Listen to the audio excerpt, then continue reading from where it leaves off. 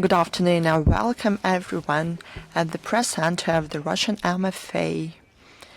At our regular briefing, we have Russian and foreign journalists with us. I would like to start with a very urgent news. Today, Russian MFA called on the ambassador of Mexico, accredited in Moscow. He was yet again expressed a concern with inaction in the resolution of the situation with a minor Russian citizen, Kristina Romanova. I'll remind you, she is illegally detained in a specialized facility by the Child Services of Mexico. This topic was widely covered by the Russian media. People in charge expressed their opinion about this. We received a lot of questions regarding the situation.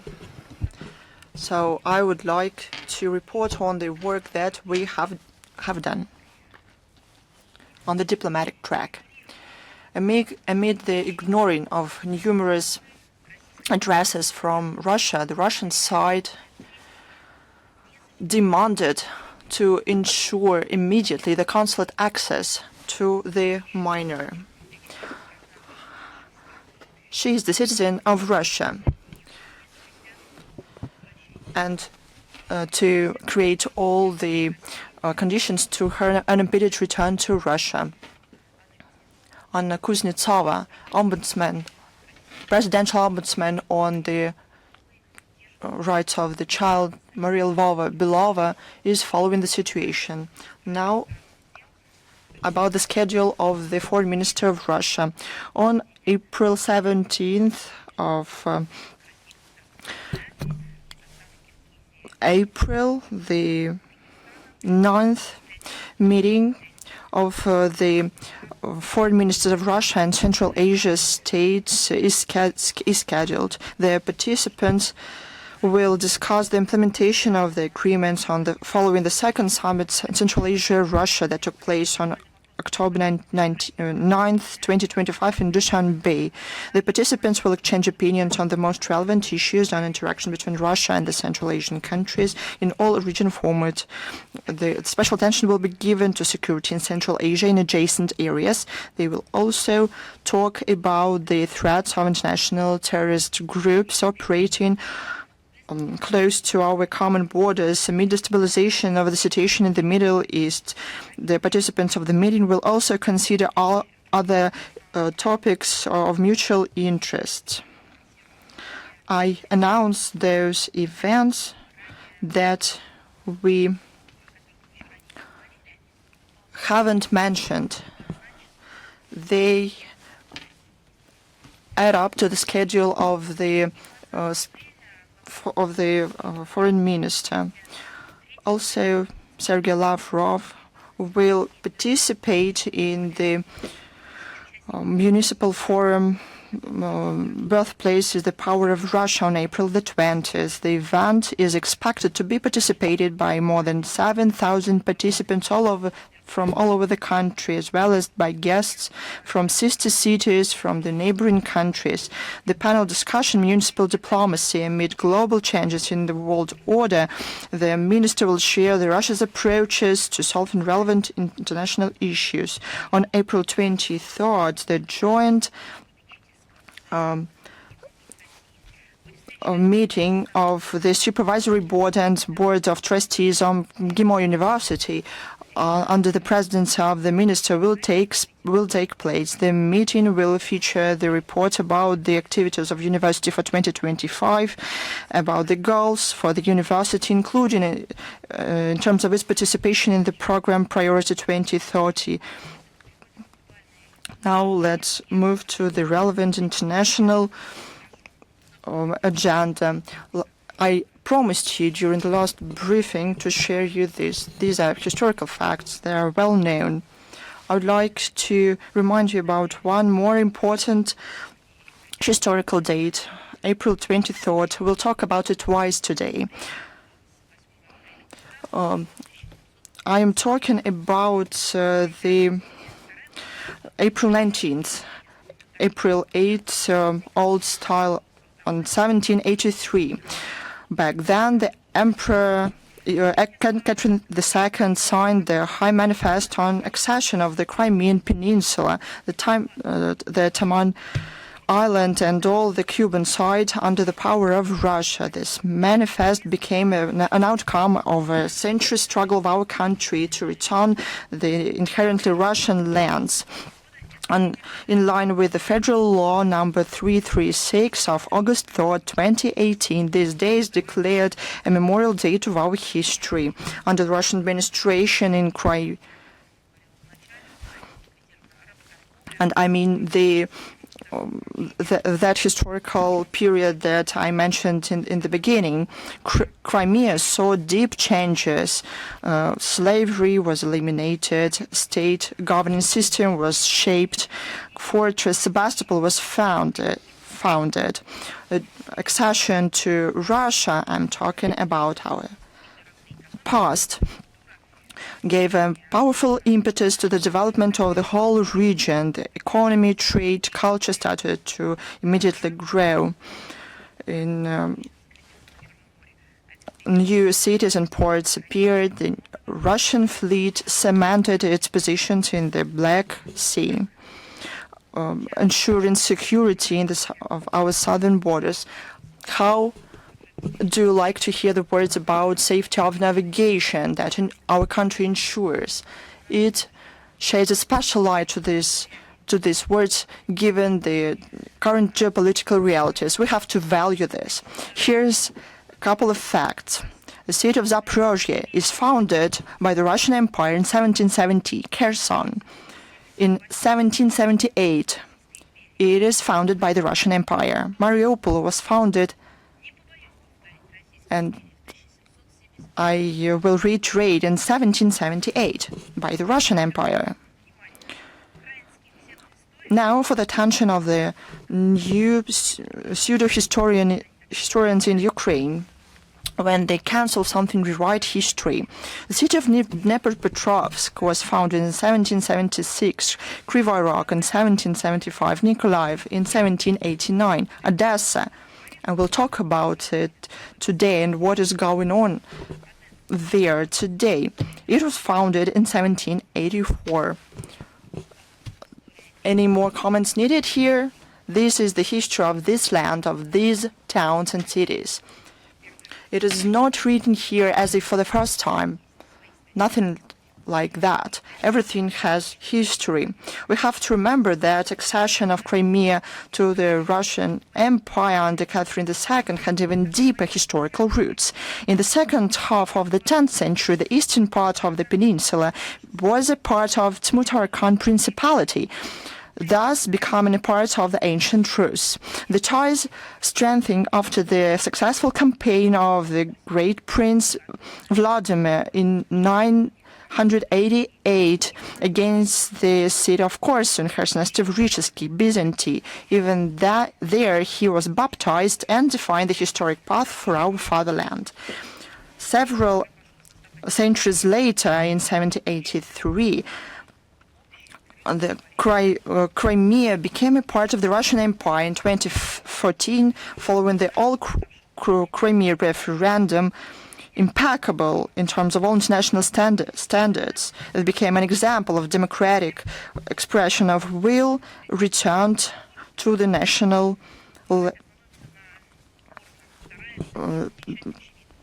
to Russia. The results are known for everyone. 96.7% voters in Crimea and 95.6% in Sebastopol voted in favor to rejoining the historical motherland. These are not simple figures. This was the voice of the people. It was heard and supported by Russia. Since then, Crimea has become an integral part of the Russian Federation. Over the last 12 years, the peninsula truly changed. And it's not only about people.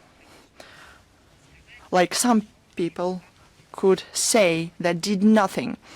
People did everything. They they needed and had to, but they were impeded in their aspirations. Now, people have this possibility. Infrastructure was updated, large-scale project was implemented, the Crimean bridge was built. This is the very same bridge that, as you remember, couldn't have built.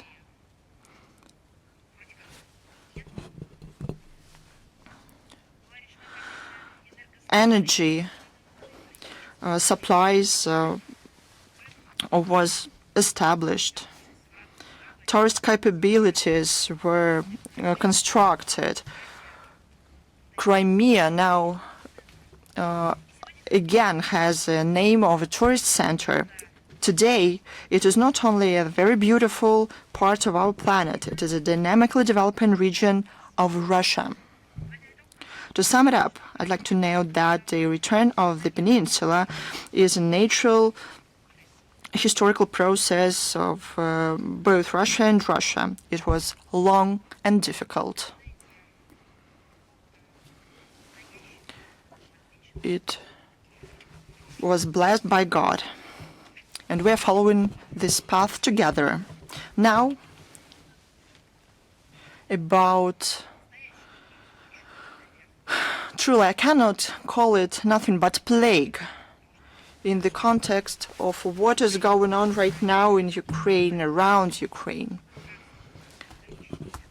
But I will also call it a brown plague. The Kiev neo-Nazi regime continues terror attacks against civilians and civil infrastructure of Russia.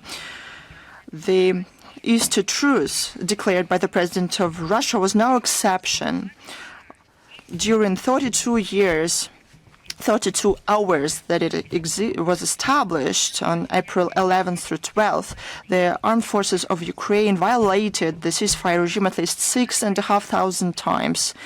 Over the last week, some 200 Russian citizens suffered from the Ukrainian Nazis.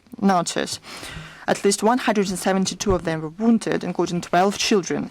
31 persons was killed, including 5 minors. Now, about certain facts. The Belgorod region. On April the 9th, drone attacked in the Shebekino district 9 people in Nezhegod.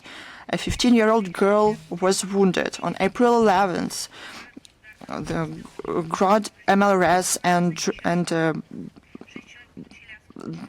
and drones attacked 11 private houses. 6 people sustained fragment wounded. The Bryansk region. On April the 9th, in the village of Belaya Berezka, drone killed an 82-year-old local man. On April 10th, in the village of Urasovo, a Neptune missile attack damaged on almost 20 houses. 4 of them cannot be rebuilt. 1 woman was wounded. DPR. On April 9th through 11th, on these very days, right in the run-up to Easter, in Gorlovka, Dokuchaevsk, Donetsk, Dimitrov, Yasanovataya, drone attacks and the detonation of explosives wounded more than 20 people. 3 out of them, including 1 child, were killed. He was 12 years old. The Zaporozhye region. On April 11th through 12th, armed forces of Ukraine attacked various settlements. 3 civilians were killed, 9 wounded. The Krasnodar region. On April the 9th, in the village of Saukdere, following a drone attack against a multi-story house, 1 person was killed, 1 more wounded. On April the 15th, a terror attack against residential houses in Tuapse claimed lives of 2 minors of 5 and 14 years. 2 adults were wounded. Kursk region. On April 11th in Lvov, a drone attacked a gas station. 1 one-year-old boy was wounded, as well as 2 adults. The Lipetsk region in Yelets on April 14th, drones killed 1 woman and wounded 5 people. LPR on April 11th in the village of Svistinovka, a drone killed the driver of the cargo vehicle. The Kherson region. And on April 9th in the village of Kostogrizovo, a motor bicycle hit a mine and killing 1 15-year-old boy. On April 11th through 12th in Rodion and Veliki Kopani, the explosive detonated and wounded 3 civilians and killing 1. Russian law enforcers continue collect proof and bring to justice the militants and foreign mercenaries. For terror attacks in the Bryansk region, life sentences were given to a few militants: Alexander Klimevets, Konstantin Gulaevsky, drone operators Andrei Tsit and Sergey Zanich were arrested in their absentia. For terror attacks in the Kursk region, Sergey Doroshenko, Yuri Musienko, and Denis Solovyov and Ivan Forstanov were detained and subject to investigation. For participation in hostilities, 13 years in prison were given to Khabazi, the citizen of Georgia. He is wanted internationally. On April 14th, Berlin was visited by Zelensky for consultations with the German leadership. Following it, 10 treaties were signed. The Germany agreed on a new military package worth 4 billion euros. They agreed about investments worth 300 million euros. And this money will not go for agriculture or any other purposes, but they will be allocated for long-range armaments. Berlin also decided to allocate money for several hundred of missiles of Patriot systems and provide 36 Iris-T launchers that they produced. This so-called lethal generosity caused Zelensky's poorly hidden excitement. He called Germany, what do you think? He called it the main partner of Ukrainian defense.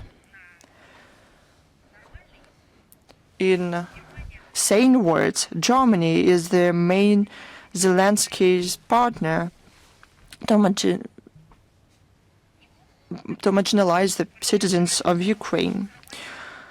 Germany turned into a main sponsor of war and militarization of Ukraine.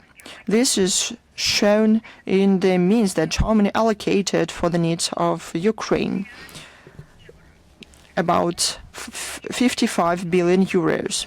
If you talk to the representatives of the German business, medium, small or large, they will tell you how much they need this money themselves. This money could have helped the prosperity in Ukraine.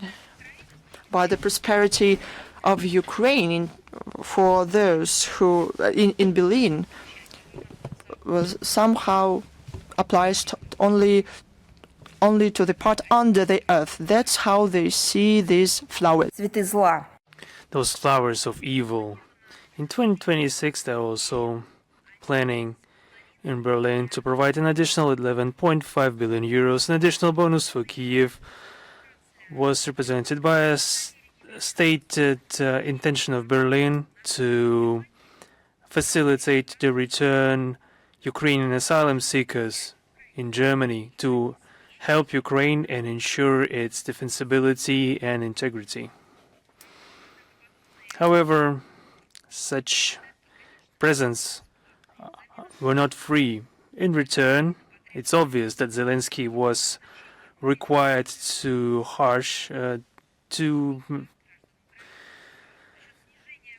make the mobilization even more harsh, to murder the citizens of Ukraine at the expense of decreasing the age of recruitment and recruiting women, and also at the expense of providing access to natural resources. Agreements with Berlin in regards to the cooperation in exploration of Ukrainian mineral resources was also reached during the aforementioned consultations. This is the blood business at the expense of citizens of Ukraine. Not only Ukrainian citizens, by the fact they're providing armaments and funds to militarize Ukraine, and to pay for that, Ukraine pays in their natural resources and in the lives of their own people. Against the backdrop of the colossal twisting of facts or silencing of facts or spread outright lies, we see the events that demand another comment, comment about Bucha. The April 2022 cynical false flag operation in Bucha. I would like to point out several facts. On the 3rd of March in Kiev, there was a congregation of EU representatives dedicated to another anniversary of this provocation. And we mentioned it during one of our previous briefings. And they competed with each other. I mean, the EU representatives, they competed in lying and desire to smear Russia. They provided some alleged details about what had happened. They told stories, imaginative stories, on how the Russian army allegedly was killing people in the street, killing the residents of Bucha, that were killing them in the palisades, how people were being burned alive, how they were thrown into sewers, into the... And this nonsense was spread around and around. And all this information should have created an impression that they knew where the corpses came from, how they were distributed in public places, and why, after the conclusion of the filming, why some of the corpses were moving and breathing. They should have answered this question instead, but they didn't. Why was that? And because this is all nonsense that we are seeing. They continue to hide the real facts from the world community in regards to what really happened there. And why am I talking about some nuances? We are regularly making comments about this, that there's some new information appearing every day confirming that this was a terrible false flag operation, but what's worse, that it's continuing up to this day. It's continuing not only in the absolutely crazed minds of those who were responsible for it, that this false flag continues in even more horrible key. The witnesses of this false flag operation, the living witnesses, they are like a bone in the throat of those who want to hide the truth. In Bucha, the neo-Nazi regime conducted especially heinous forced mobilization with the view to send all the witnesses of those events that took place for their certain death. The very residents of Bucha tried to use any means at their disposal to evade capture of these people catchers. But in this situation, the local recruitment office in Bucha literally was drowned in corruption. A worthwhile thing to note that the visit of European officials in March, there were headlines that the corruption scandals resulted in sending to the front of employees and heads of the local territorial recruitment authorities. So they sent them to the front in the full complement.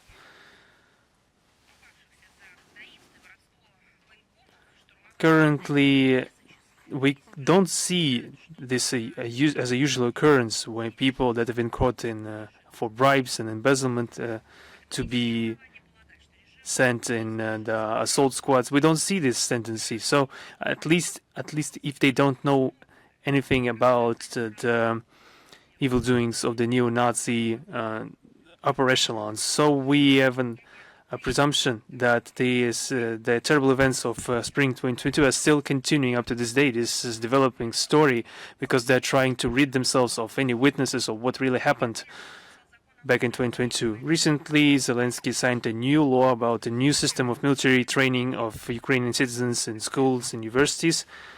It presupposed the creation of specialized centers of training, which will be obligatory for all school children and students. And they will be trained not by teachers.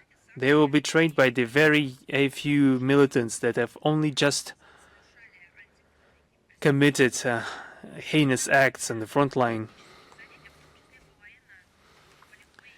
So there will be training exercises on, for example, military medicine and shooting training at shooting ranges. So we're talking about this slow-paced indoctrination of the entire population of the country and turning into a country into a military camp. So we've been talking about this for many years, and people told us that we were just unnecessarily making things seem worse than they are. That such things exist all around the world, and we did this not to smear Ukraine any further. We just reported on the very things that we see before every rise every day. By introducing this project of training citizens in the military corps ever since school, the Ukrainian authorities create a whole system of indoctrination and recruitment of adolescents, which will have far-reaching consequences. Remember about slogans about the Muscovites and whatever.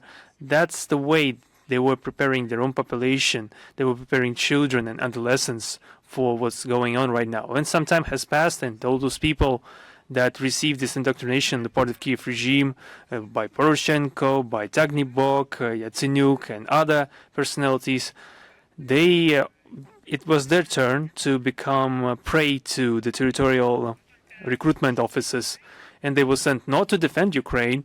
They were sent to protect the terrible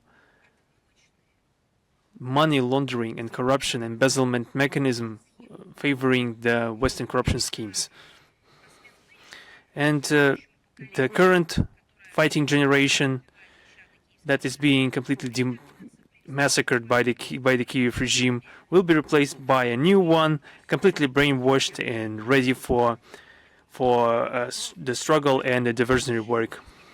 The Ukrainian youth is being prepared to fight Russia for many years in the future, and to fight, and I didn't say it wrong, they have a very long-term plans. Remember the tourney of Zelensky in the Persian Gulf countries? He was offering them a lot. What does he have to offer? He offered the experience of his militants that have been trained in murder, that they have no conscience, no idea of the international humanitarian law or human rights. What did he offer then? If he is asking for weapons, what he has to offer? He offered them the citizens of Ukraine. He also introduced and sold them, traded them. When he also does that while talking to the terrorist groups in Africa. That's why 3 African countries ruptured and completely ended their communication with Ukraine due to the fact that the Kiev regime has been supplying terrorists in the African continent. So that's just a brief overview of what the Kiev regime has been doing. Their reach is quite global in the nefarious affairs. Under the guise of a so-called patriotic upbringing, the new generation will be taught the Nazi ideology and xenophobia. together with the terroristic means of conducting warfare. There are some historical similarities to be made to the Hitler-Jugend movement, where the adolescents were made obedient fanatics. Zelensky is deliberately turning Ukraine into a military instrument against Russia, and its people is being turned into service personnel for the AFU to implement the Banderite concept of war until the last Ukrainian. They are even ready to send children to the front lines. The centers of training that are receiving children from age 10. And we already talked about this. For example, we mentioned the camp called Azovets, where children are being indoctrinated with the neo-Nazi ideology. And they are also glorifying Nazi collaborators there. That's what currently the things are. They are glorifying the images of criminals, and this misanthropic ideology is being supported at state level, primarily at the state level in Ukraine. The glorification of Nazis, including Hitler, is being done openly. We already saw that the head of the Ukrainian Institute of the so-called National Memory, Alexander Alferov, publicly expressed his admiration for Hitler, calling him, and I quote, an educated and cultured man that has been brought up in the spirit of philosophy. On what philosophy was he brought up? It wasn't clear. At the same time, Mr. Alferov publicly smeared the Russian people and in the spirit of the rhetoric of Hitler and his accomplices. The founder and the head of one of the militarized groups of the Kiev regime, the so-called Russian Volunteer Corps, Denis Kapustin, in his interview, gave a positive evaluation of Nazi ideology and also admired Hitler, claiming that he was a good leader for his people. And the German people suffered a lot from Hitler in all senses of the word. He neglected to mention that in his interview. We need to remember that, and they don't know about this, they have been indoctrinated. All those participants of the criminal activity done by the Kiev regime, they should have remembered, and we shouldn't have forgotten those that have been ushered into ghettos in Germany at the end of the 30s and then 40s. They were German citizens. They weren't criminals that have somehow snuck into the country. They weren't any sleeper cells or saboteurs. They were citizens of Germany, of their own country.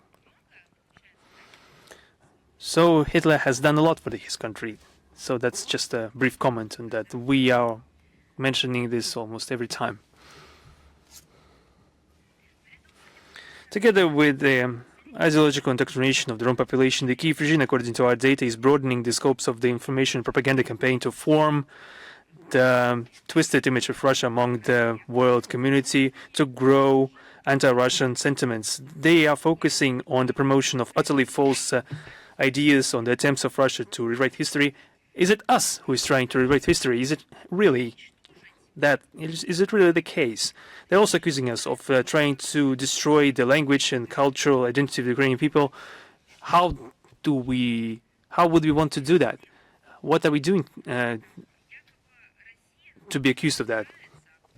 They're also saying that, according to the information that characterizes the plans of these ideologues, they say that we are trying to forcibly Russificate the residents of the new regions. So we're trying to Russify the people that have been speaking Russian their entire life and were voting to create a law about this official status of Russian English. Are those people being forcibly converted into Russian speakers since they've been speaking Russian their whole life? This will be the focus of their efforts to create a narrative that Russia is allegedly trying to militarize the conscience of children and adolescents. Everything that they have going on in the Azovets children camp is actually applicable to Russia, that we are going to militarize our youth. They are also spreading fakes about events going on in the educational establishment in Russia. The Zelensky regime doesn't stop their attempts to accuse Russia of crimes that they are knowingly committing against the residents in the controlled territories. They are also planning to use Ukrainian diaspora throughout the entire world for their goals. I would like to once again mention one important moment. We are not making anything up. We are only quoting the decisions and resolutions being made in Ukraine right now. I'm not talking about the Ukrainian people, but the leadership of the country. In Ukraine, we see a continued discrimination of residents according to the language. Primarily, this concerns Russian-speaking citizens. The representative of the language ombudsman, Yelena Ivanovskaya, in Ukraine, that has been called many names for everything that she's done. She's been called Sprachenführer, for example. So her representative, called Anna Nerush, on the eve of the tourist season, has demanded. Guess what? Guess what did she demand? That she said that they needed to follow the example of the city administration of Kiev, Vinnytsia, Cherkasy, Ternopil, and Belaya Tserkov, Dnipropetrovsk that have previously established a moratorium on the use of the Russian cultural product. What exactly are they talking about, saying the Russian cultural product? And they also proposed to introduce a ban on the use of Russian language in a 100% Russian-speaking city of Odessa. Perhaps she is forgetting that somebody else founded this city, not Catherine II, the Russian empress. No. Why is her monument standing in the central square? If you can simply cancel a person in the history of the city, if you can cancel the founder of the city, perhaps they think themselves capable of canceling the language. The very same Anna Nerush claimed that for Odessa, for the tourist season, this is an essential necessity. How can you have a vacation there if people are speaking Russian around you? Truly. And she developed her statement adding that people from other regions will be coming to Odessa. And, let's be frank, she said, for them, for residents of other regions, the situation with such preponderance of Russian language is atypical. This is the anti-utopia from the 20th century. This is an absurd tale, almost theatrical in characters.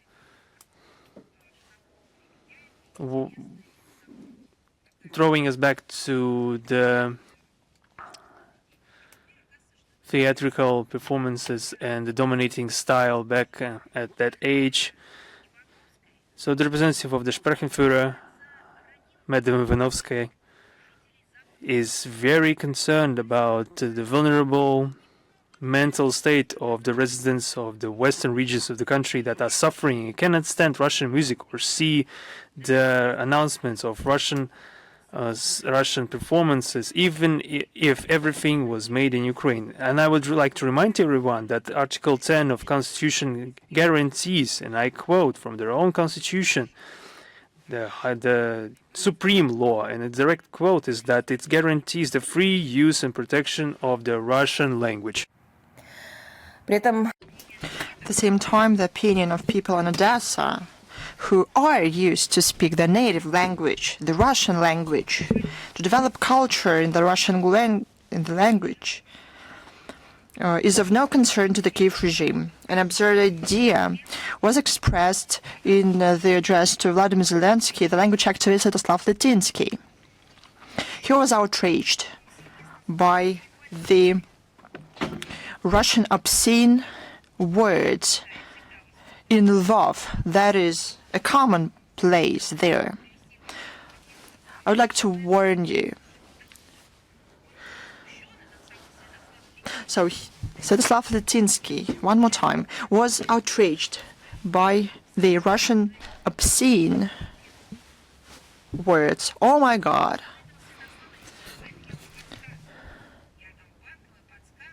And I would like to prompt the presidential office of Ukraine. You'd better send Svetoslav Litinsky to the front line. He would be outraged and surprised by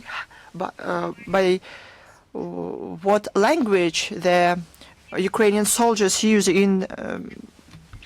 there.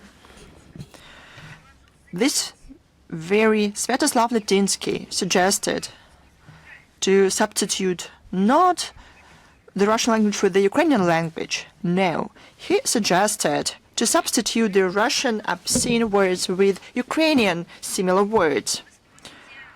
You'd ask where one can learn them, and I'll tell you, there are none. But the Ukrainian Rada should have a commission or a special committee and appoint the envoys to work out these words that would substitute Russian obscene words. This is worse than absurdity. No one says that obscene words are something good. No.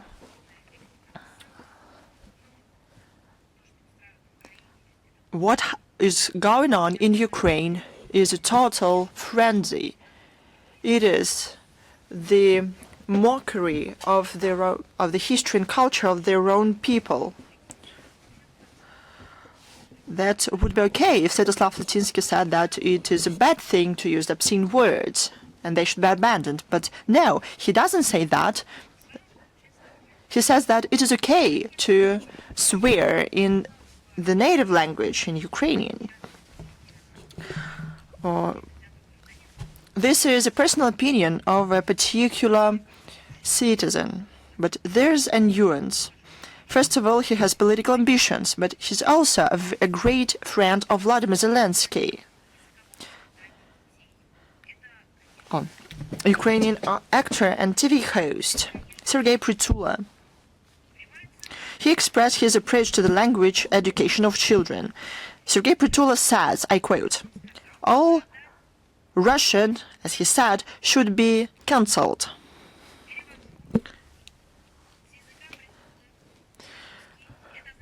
From the he continues, not to let it grow, because sooner or later it will kill. What does this mean? It will kill. The Russian language is going to kill the person who's speaking it.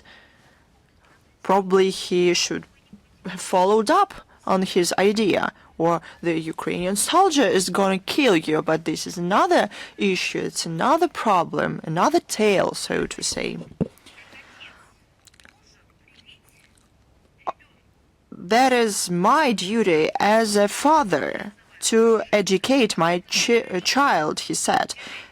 Every child in Ukraine should know, avoid Russia, or help somebody else to avoid Russia, support the ban on everything Russia, because, he says, this is your path to survival. End of quote. I would say that this is the logic of a barbarian, but I would not want to insult barbarians. They did not deserve to be compared to Mr. Pritula. But there are people who I would like to compare him with. First of all, this is the youth policy and those who implemented it in the Third Reich. There was a policy called Deutsch Denken und Deutsch Handeln. In German, in English, it's to think German and to act German. For a child, for a person who live in some social and language space, it would be okay to say that our country belongs, our family belongs to this or that culture, language, or religious culture. But this was not the culture to preserve their own identity. This was the policy to destroy the cultural identity and national identity of other peoples. This is something to remember. One more important thing. When they spoke that, when they said think German, act German, they did not mean the great German culture, poets, composers, painters, architects. No, they meant something else. They meant the Nazi mindset and human hatred ideology. That's how people should have thought. At the same time, Ukraine sees more discrimination of the Russian language in medicine under the motto, no language, no treatment. Here's quite difficult information to understand, to grasp. Now you can understand who is considered to be patients there. During the previous briefing, we talked about outrageous fact of non-providing medical aid if it is asked for in Russian. Everyone understands this, ask for help, but it is prohibited. One such case happened to a young woman who tried to call ambulance to her father with a stroke, but operator refused to take a call until she spoke in Ukrainian. Probably the Hippocratic oath in Ukraine exists only for the Ukrainian-speaking patients. Second case happened in March in the private clinic in Lvov, where a Russian-speaking patient was denied appointment. The response of the representatives of the Kiev regime is of note. The president of the Lvov Regional Council, Yuri Holod, called it, what do you think he called it? That it is an outrageous, anti-humane, shameful fact that should have been washed away, that the ombudsman on human rights and public activists should be involved. No, he said the opposite thing. He called it, and I quote, an example of resilient, of a mature and socially responsible Ukrainian business. And Yelena Ivanovska thanked the employee in the Lvov clinic, noting what her trait? Resilience in the situation of the pressure. I don't know. There's only one thing left to be done to establish an award and to give it to everyone who speaks English, who speaks Ukrainian, only Ukrainian. The discrimination of the citizens in terms of language is a shame for any society. This shows that the Nazism is taking root at the state level. However, the overwhelming majority of the people in Ukraine continue to use Russian in daily life. Vice Premier on Humanitarian Policy, Minister of Culture Tatiana Berezhnaya stated with bitterness that the Russian language content is watched about 71% of the people in the country. The teenagers listen to the Russian language music, watch video in the Russian language. However, the officials of Zelensky refused to recognize that the Russian language is not only popular, It is native for millions of people in Ukraine. They make up stories that Russian is popular in Ukraine simply because of the algorithm in the social networks. And there are no high-quality Ukrainian alternative. They're going to come up with Ukrainian swear words, and that will be a start of a new era. We'll see how fast the draft is taking place in Ukraine. This shows how cynical and inhumane are the attempts of a number of neo-Nazis that usurped their power in Kiev to change with force the language identity of people in the country. At the state level, not only do they deny the historical right of people to use the Russian language enshrined in the constitution, they essentially call people second-rate people. The president of Ukraine said that everyone who speaks Russian should speak Russian. And as president, later on, he said and green-lighted that this is not only the Russian language, but it is the Ukrainian Russian language, and everything will be okay. And then happened something that what Pritula mentioned, that people are brainwashed.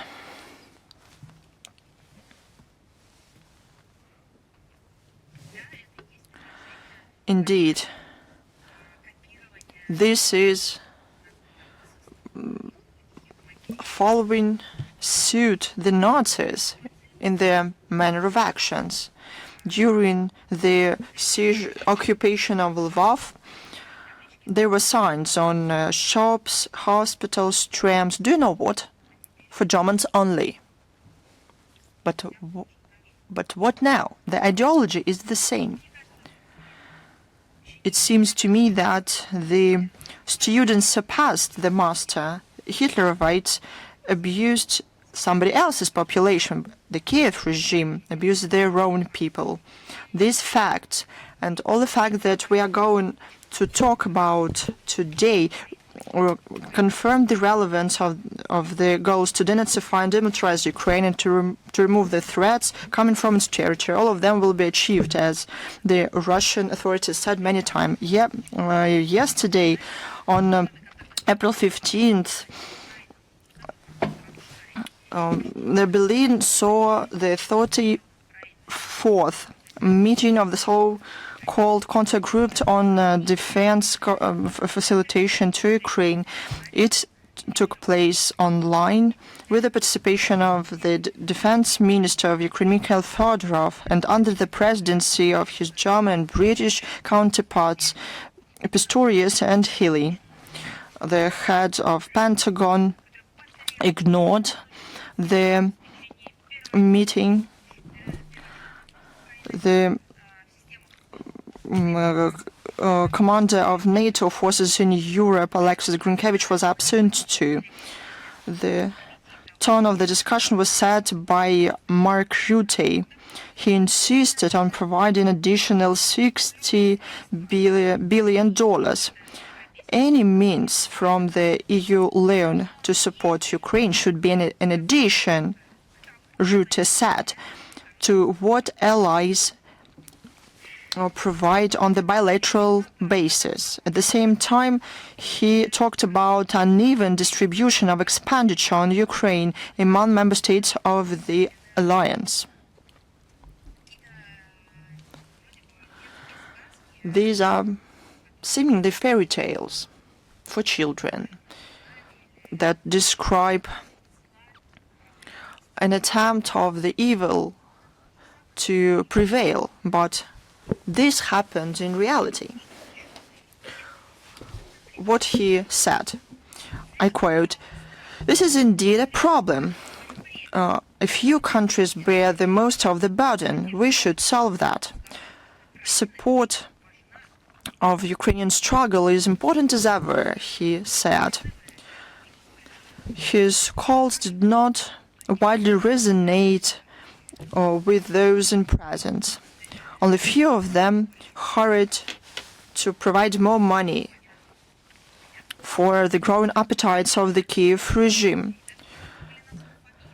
We named the surnames, established that huge money is laundered through the presidential office and goes back to those countries. And more Ukrainian people are going to be killed on the front lines.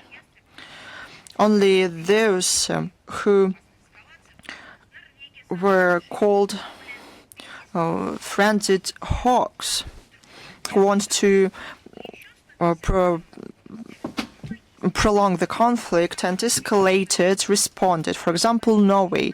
It has always supported human rights. They decided to allocate more than £500 million for drones for Ukraine and £150 million for logistics. The Netherlands promised to procure drones worth more than €200 million. Great Britain confirmed their aspiration to provide Ukraine with 120,000 drones. How are they going to be used? People in Great Britain don't tell people in their country how these are used to kill civilians, teachers, doctors, medical workers. They don't tell how children are killed and maimed. This is not shown on TV. BBC, for some reason, did not make any film how these drones or weapons supplied to Kiev are used to kill civilians. I remember very well how BBC was concerned with a very critical issue of football hooligans, as they called them, who behave badly sometimes and inappropriately. They cared about this very much, how the situation with this is in Russia. They made a film about it. They were outraged by everything in Russia. They didn't like anything. We held the Olympiads badly, and so on and so forth. But I would like to ask the BBC TV channel, where's your high standards about human rights, freedoms? Where's what about the humanitarian criteria on human rights standards when it comes to the behavior of Ukraine? Probably it would be good to make one story about this. The British weapons are supplies to Ukraine. Yet again, Great Britain reconfirmed their aspiration to provide Ukraine with 120,000 drones. Only over this Easter week, a lot of people were killed with the use of these very drones. There's a funny thing. When we were talking about Zelensky's journey in the Middle East, what was he offering the Persian Gulf states? Of course, UAVs. He told them that Ukraine had so many beautiful Ukrainian UAVs, and as soon as they conclude a contract with him, they will immediately win. But it turns out that it is the UK who supplies Zelensky with UAVs. Very interesting turn of events. In the Western arrangement, Belgium, Canada, Estonia, Belgium, Lithuania, Estonia, the locomotives in regards to the economy, not suffering from any demographic issues, of course, are intending to contribute additionally to the implementation of the PURL initiative for Kiev. So those 4 countries, namely Belgium, Canada, Lithuania, and Estonia, have probably exhausted all the important items on the agenda, and only the contribution to Ukraine is left to accomplish all their goals. This is another testament of any that there's no any obvious desire to conclude peace on the part of Zelensky and his Western allies by sponsoring the AFU directly or indirectly. The participants of the Ramstein format are fully accountable for any deaths and injuries of our citizens, any destruction of civilian dwellings and other facilities of civilian infrastructure that are being perpetrated with the use of the armaments. In regards to the victims of those acts,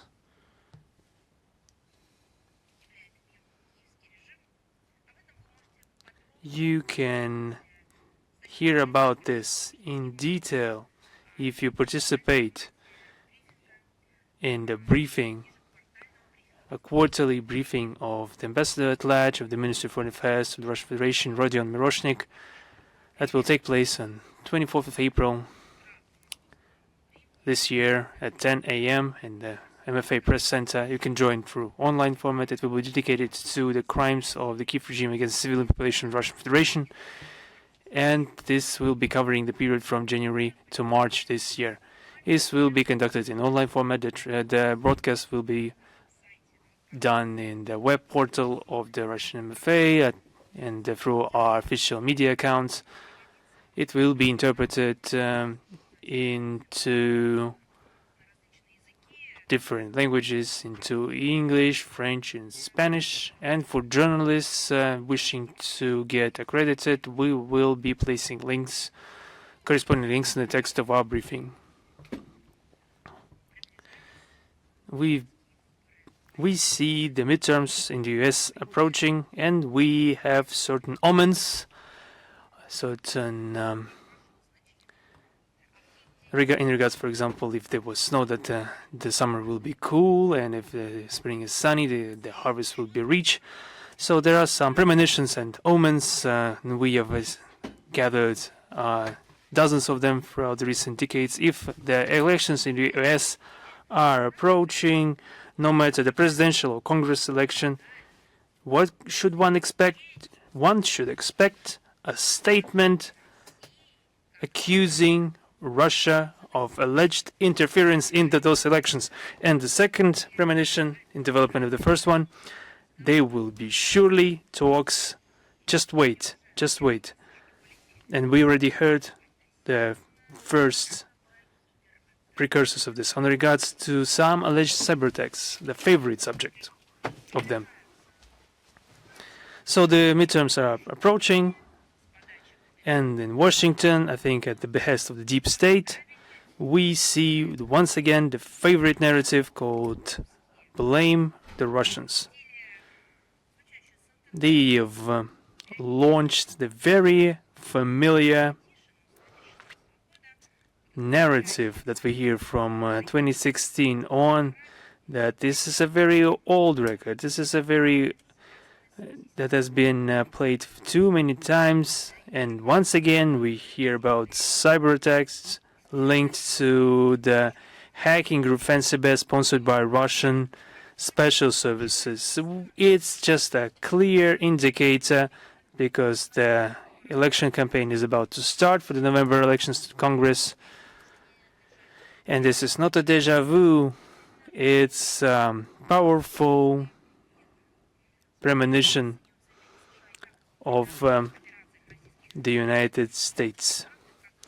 We see as the statements of the United States about some malicious operations of Russian special services and information state as a démarche that is reproducing the standard Russophobic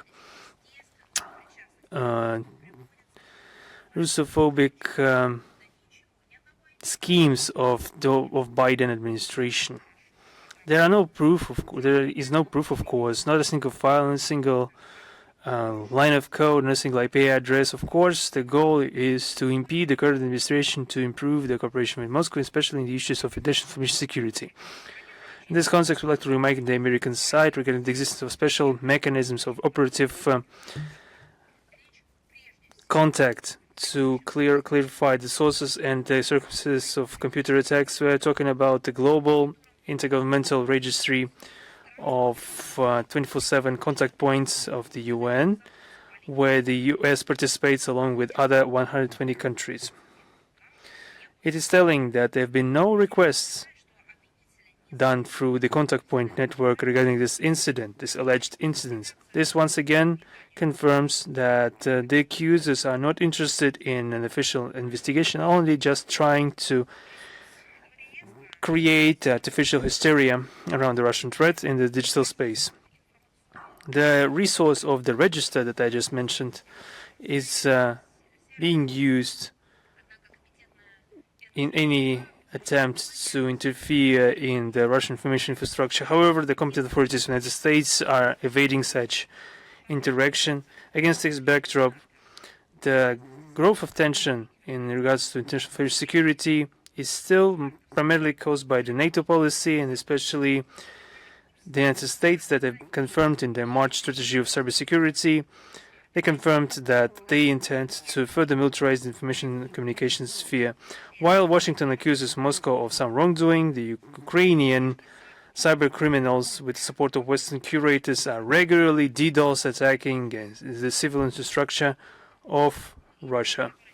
And another piece of news that is truly shocking coming from Serbia, we have noted with indignation the desecration of memorials to the perished Red Army soldiers in the towns of Kragujevac and Požarevac, and also we heard about the vandalization of the bust of Georgy Zhukov. We knew for decades, we've always known that the people and the authorities of Serbia are respectful about the memory of those who have died fighting the Brown Plague. We are convinced that this hasn't changed, and such incidents are just some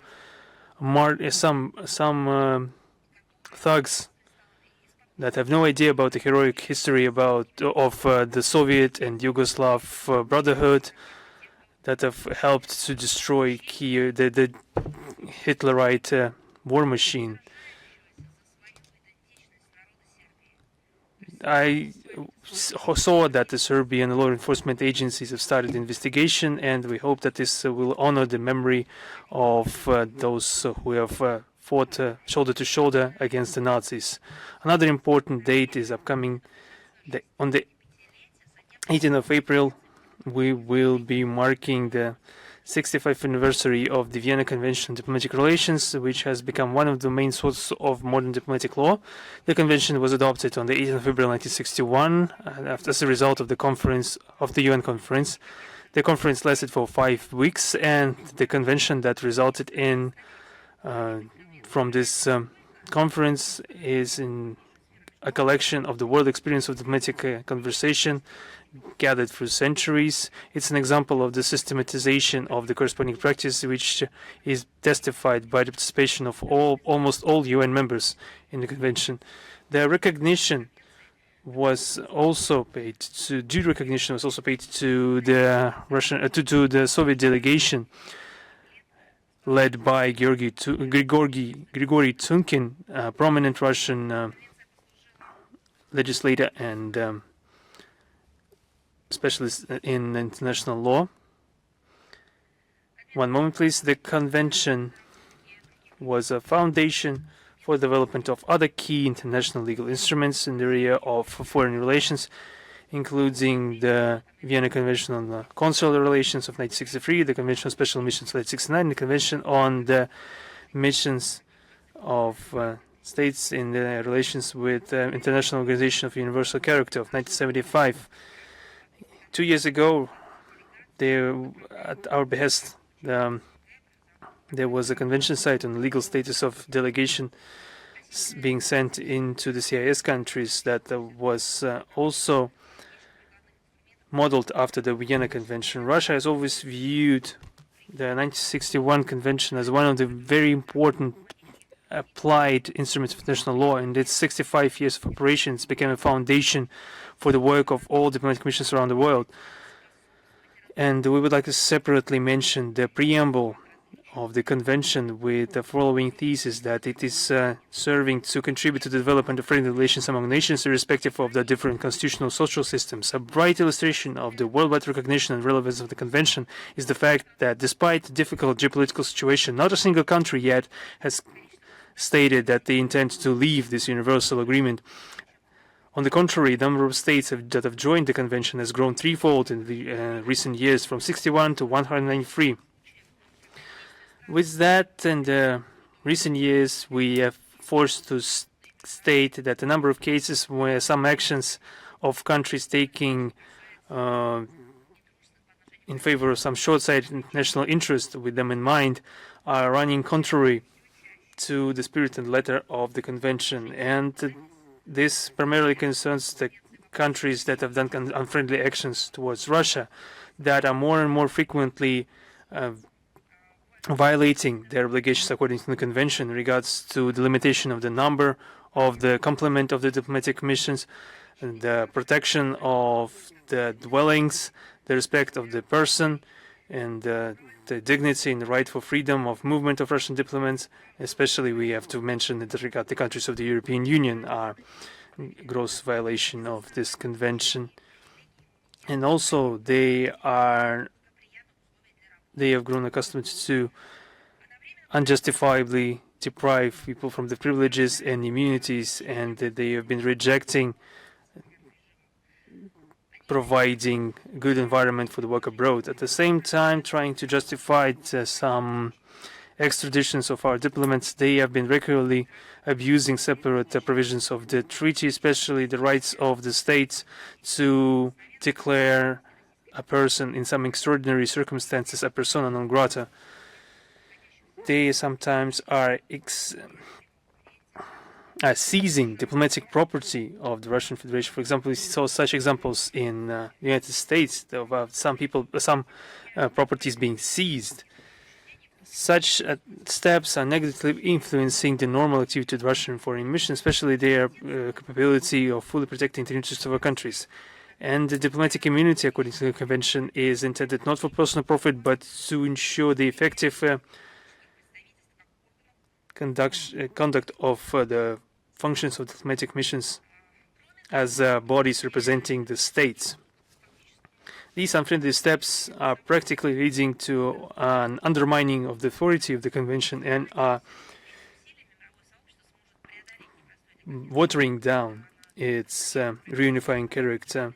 We hope that the world community will be able to overcome this difficult period for the convention, when it's being constantly tested for durability. We call on countries to return to the positive experience of applying this universal document. Russia has a very extended network of diplomatic missions abroad, is committed to the provisions of the convention, building its diplomatic relations, especially adhering to the principle of mutuality.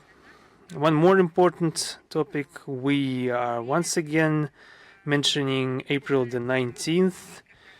We see the day approaching when we will be remembering we'll be marking the day of remembering the victims of the genocide of Soviet people that has been committed by Nazis and their collaborators during the Great Patriotic War in 1941-1945. This step was necessary to preserve the spiritual link between the generations and to reinforce our moral anchors. According to different data, around 18 million Soviet citizens have fallen victim to the heinous acts of Nazis in the occupied territories, and the memory of those perished is sacred for us. On the other hand, it is high time we had some response measures to some direct attempts of the West to blur the memory about the key fateful events of the past. We are regularly informing you about our steps in that regard during our briefings. On the 9th of April this year, President Putin signed a law on the introduction of a criminal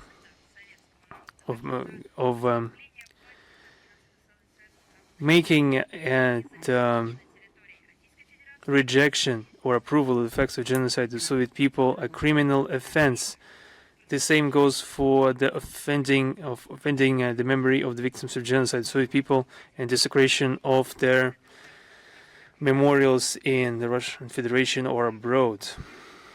In 1943, the Presidium of the Supreme Council of the USSR issued the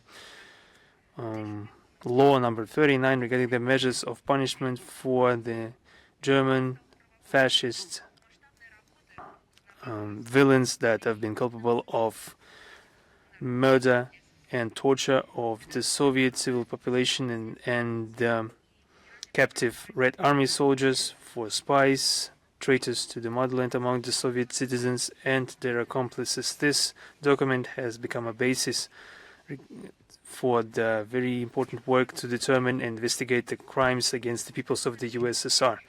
In November 1942, the Supreme Council of the USSR has created the Special State Commission on the Determination and Investigation of evil deeds of German fascist invaders and their accomplices and the damage they've caused. There have been around 250,000 testaments on the crimes of the occupying forces, and there have been 56 reports on the malicious acts conducted in territory of the USSR.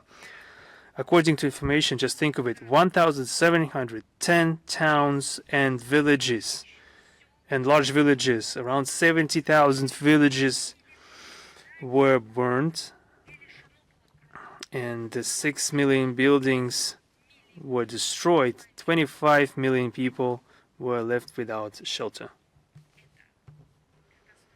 This is a veritable catastrophe, and it shouldn't be repeated anywhere in the world. In a corresponding note of the People's Commissar of the Foreign Affairs of the USSR, Vyacheslav Molotov, of April 27, 1942, entitled regarding the monstrous deeds, acts of violence of German fascist invaders in the occupied Soviet regions and accountability of German government and command for these crimes, addressed to the UK's ambassador to the USSR, Mr. Archibald Kerr, clearly characterized the Nazi Germany policy in regards to the peoples of the USSR. In particular, it was pointed out that the plans and orders received by the German imperialist invaders presupposed complete despoiling of the population of our countries, complete destruction of cities and villages, the capture of land, slave labor, and the forcible capture of population to be brought to Germany for forced work, the liquidation of the Russian national culture, national cultures of the people of the Soviet Union, the extermination of the Soviet population, POWs and partisans through bloody violence and mass killings of Soviet citizens. One more example, in the Leningrad City Commission Act on regards to the damage committed by the German invaders during the war and the blockade, there have been official facts established that the German invaders, in violation of the International Convention, consciously exterminated the peaceful population of Leningrad. And when we're talking about genocide, how is it different from murder, of different cruel acts in this conscious effort and the planned character of the extermination of the civilian population? Так вот. These documents said that the extermination of the civilians in Leningrad were killed through a hunger siege, exterminated by bombings and artillery shellings. The German artillerists, I quote, with unprecedented cynicism and violence, shelled public places, the most populated intersections, tram stops, parks and gardens. I read these lines about those events that happened 85 years ago. Do you know what I see before my eyes? The shellings of Donetsk, the cities of Donbass.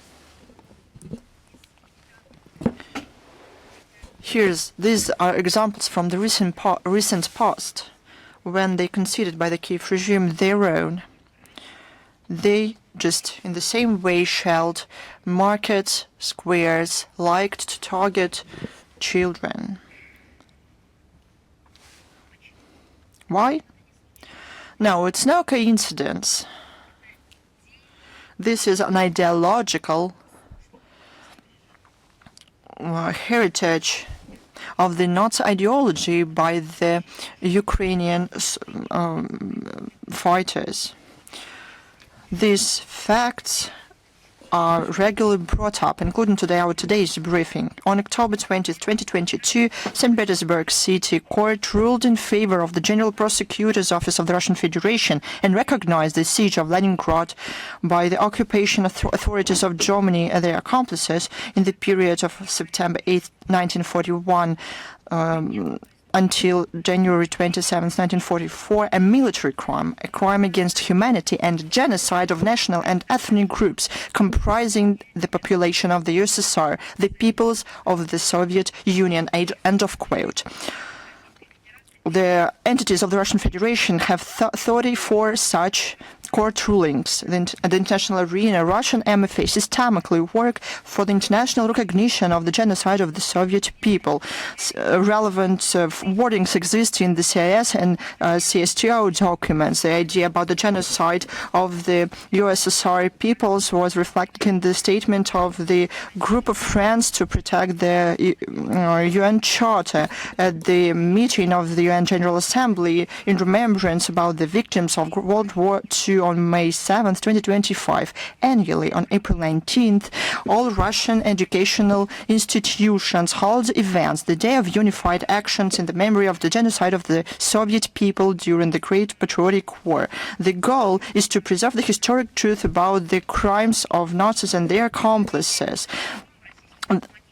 Our colleagues abroad in Russian diplomatic missions systematically implement a large-scale memorial program. Diplomats tend the burial sites of liberators, care for the monuments to Red Army soldiers, protect the historical truth.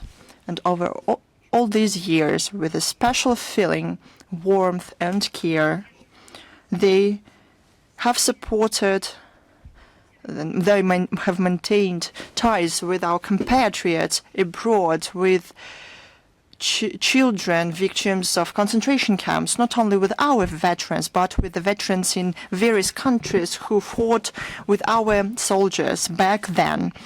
All of this is easier to be accessed at the MFA accounts and social networks.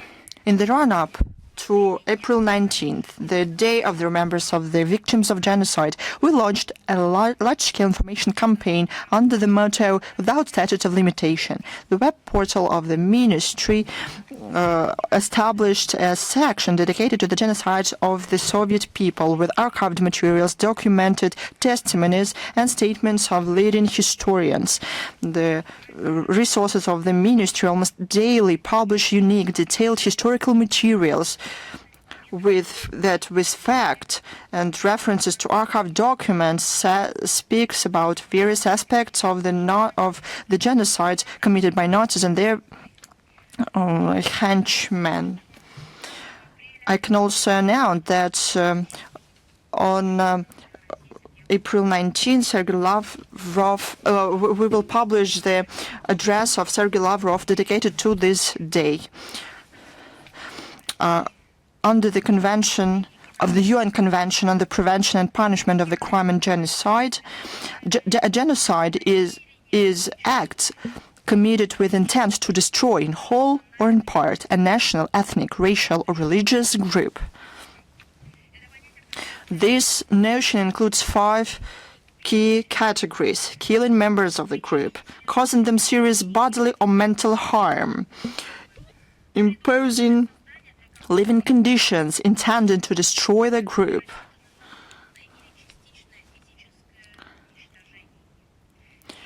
preventing births of the group, and forcibly transferring children out of the group.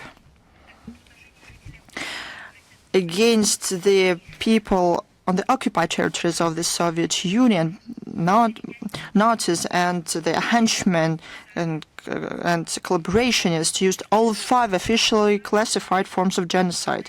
That's why when we hear the dismissive words from the Westerners that they say, you exaggerate, and they are also often expressed by the descendants of the Nazis who killed the Soviet soldiers. I quote, vacating living space, end of quote. We can recommend these people study real facts in history, and they speak unequivocally. The Third Reich meticulously planned and systemically committed genocide on the occupied territories. Those who know nothing from history ignore its history attempts to rewrite history.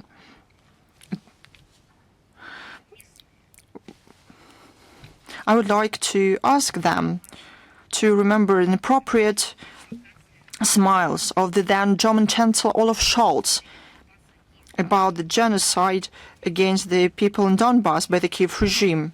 Do you remember early 2022?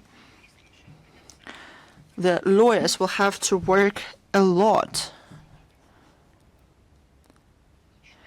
The proof that the Kiev regime destroyed Russian and Russian-speaking people are numerous. But the history already pronounced its verdict to these people from the Presidential Office of Ukraine. In addition to the information efforts we make, we sent out to other foreign ministries diplomatic notice about the new memorable day in Russia, outlining its importance to our people in context of preservation of the memory of victims of World War II. Similar notes were received by foreign embassies in Moscow. One more important report. On April 9th, Malalume, the Republic of Zimbabwe, saw an official ceremony of giving to the Zimbabwean side food aid. 352 tons of peas and 117 tons of sunflower oil provided within the Russian contribution to the World Food Organization program of the UN through Russian EMERCOM. Such facilitation is aimed at expanding possibilities to provide food and protect the most vulnerable groups of the population. This is the foundation for the food security for African states. On April 15th through 23rd, the Mendeleev Olympiad is taking place in Moscow. This tournament is unique because it dates back to all USSR Chemical Olympiad and continues its traditions and enumeration. The last year, the Olympiad was hosted in the CIS countries, China and Brazil. The organizers of Olympiad are the Chemical Faculty of Moscow State University and the Andrei Melnichenko Foundation since 2017. This year, Moscow is visited by teams from more than 35 countries. Russia is represented by a team of 15 school children selected from the winners of the All-Russia Olympiad on chemistry. This Olympiad is a unique opportunity for talented children to unlock their potential. we hope that it will help deepen international educational interaction for the interests of the whole humanity. One more announce. On April 22nd, the International Media Forum Russia-Turkey will take place. It will be organized by the Union of Journalists of Moscow with the facilitation of the Gorchakov Public Diplomacy Fund. It is titled Russia-Turkey 105 Years and Counting.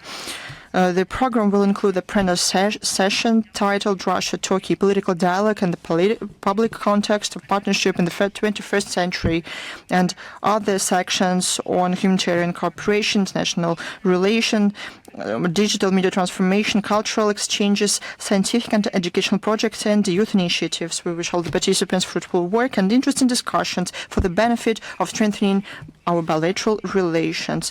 And April 22nd through 25th, St. Petersburg will host the forum, International Forum of Overseeing Bodies and Public Sector. The aim of the forum is to promote initiatives to increase the quality of state-public partnership and international cooperation of the competent bodies, financial institutions, and non-finance organizations.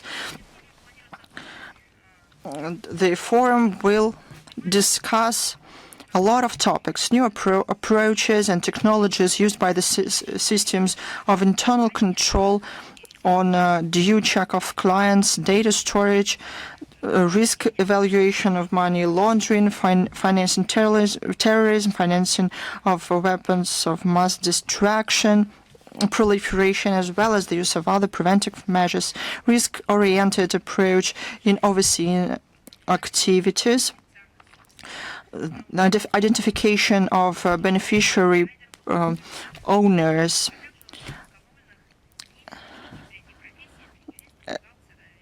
as well as the non-finance companies and professions,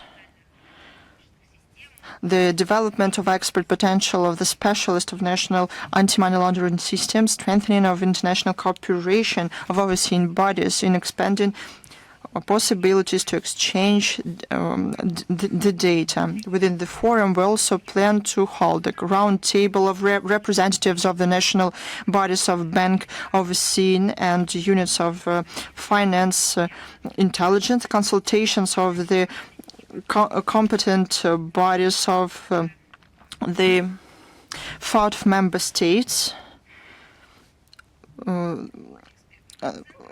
learning about the work of the Center of Sberbank Compliance Center. This necessity of interaction between the competent bodies and representatives of the organizations in risk evaluation of money laundering, terrorism financing, proliferation and weapons of mass destruction, as well as the belongs to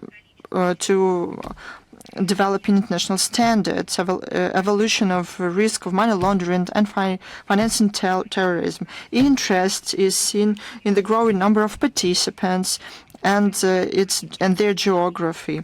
This year, representatives from the Middle East, North America, and other parts of the world are expected. The working languages of forum will be Russian, English, Arab, and French. There's one more important piece of information. In the National Center of Russia, with the support of the presidential administration of the Russian Federation, will host the future of the world, the future of the new platform for global growth. Now, the Open Dialogue is an international platform to discuss the future of global economy, uniting the recognized experts and those who wishes to present their vision for the future of the global order. The initiative was supported by the President Vladimir Putin during the application period to the second open dialogue. More than 1,600 works from 100 countries in the world was received. They were written on 4 topics: investments in people, environment, cohesion and technology. Following the competition, 100 authors were selected to participate to the event in Moscow in person. Deputy head of the administration of President of the Russian Federation, Maxim Miroshnik, will attend the second open dialogue. The event will also feature ideas of the essay authors, lectures of international speakers, and busy youth and cultural program. The link will be available in the text of the briefing. I'm ready to answer your questions. Is the International Affairs with us? Good afternoon, Madam Zakharova. Recently, Emmanuel Macron said that France and Great Britain jointly will work, as he said, on the peaceful multinational mission to restore navigation through the Strait of Hormuz. But this mission, as he says, won't have anything to do with the sides of the conflict. What can you say about this initiative?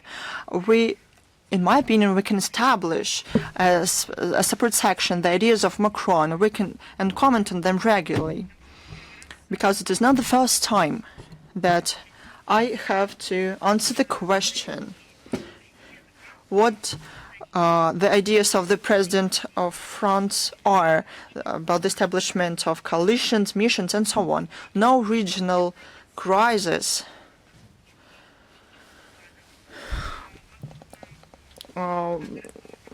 was spared from his comments. He constantly says that he is going to convene a conference to organize a breakthrough format of multilateral cooperation.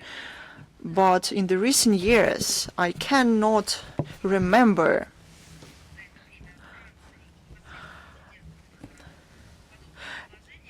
any of his initiatives lead to practical results or real changes, so that they help anyone or anything, for example, to settle a conflict, or at the very least to significantly decrease tensions. The ideas are numerous, but in reality we see something different. That's what we can say. We have a lot of questions. Paris imitates a lot of activities, and they want to create the visibility of the activities, the impression that they act.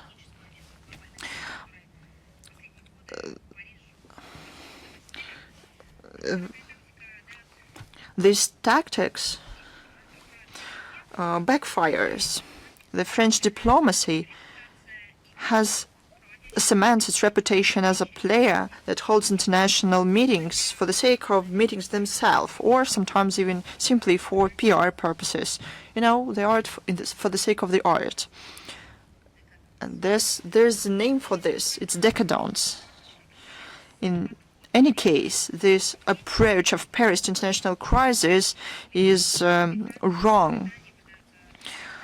France, together with Great Britain, attempts to create a coalition of the willing without taking into account the opinion of Russia, and contrary to its position that was expressed unequivocally. And now the French does not want to agree upon their ideas to establish a mission to restore navigation through the conflict of Hormuz.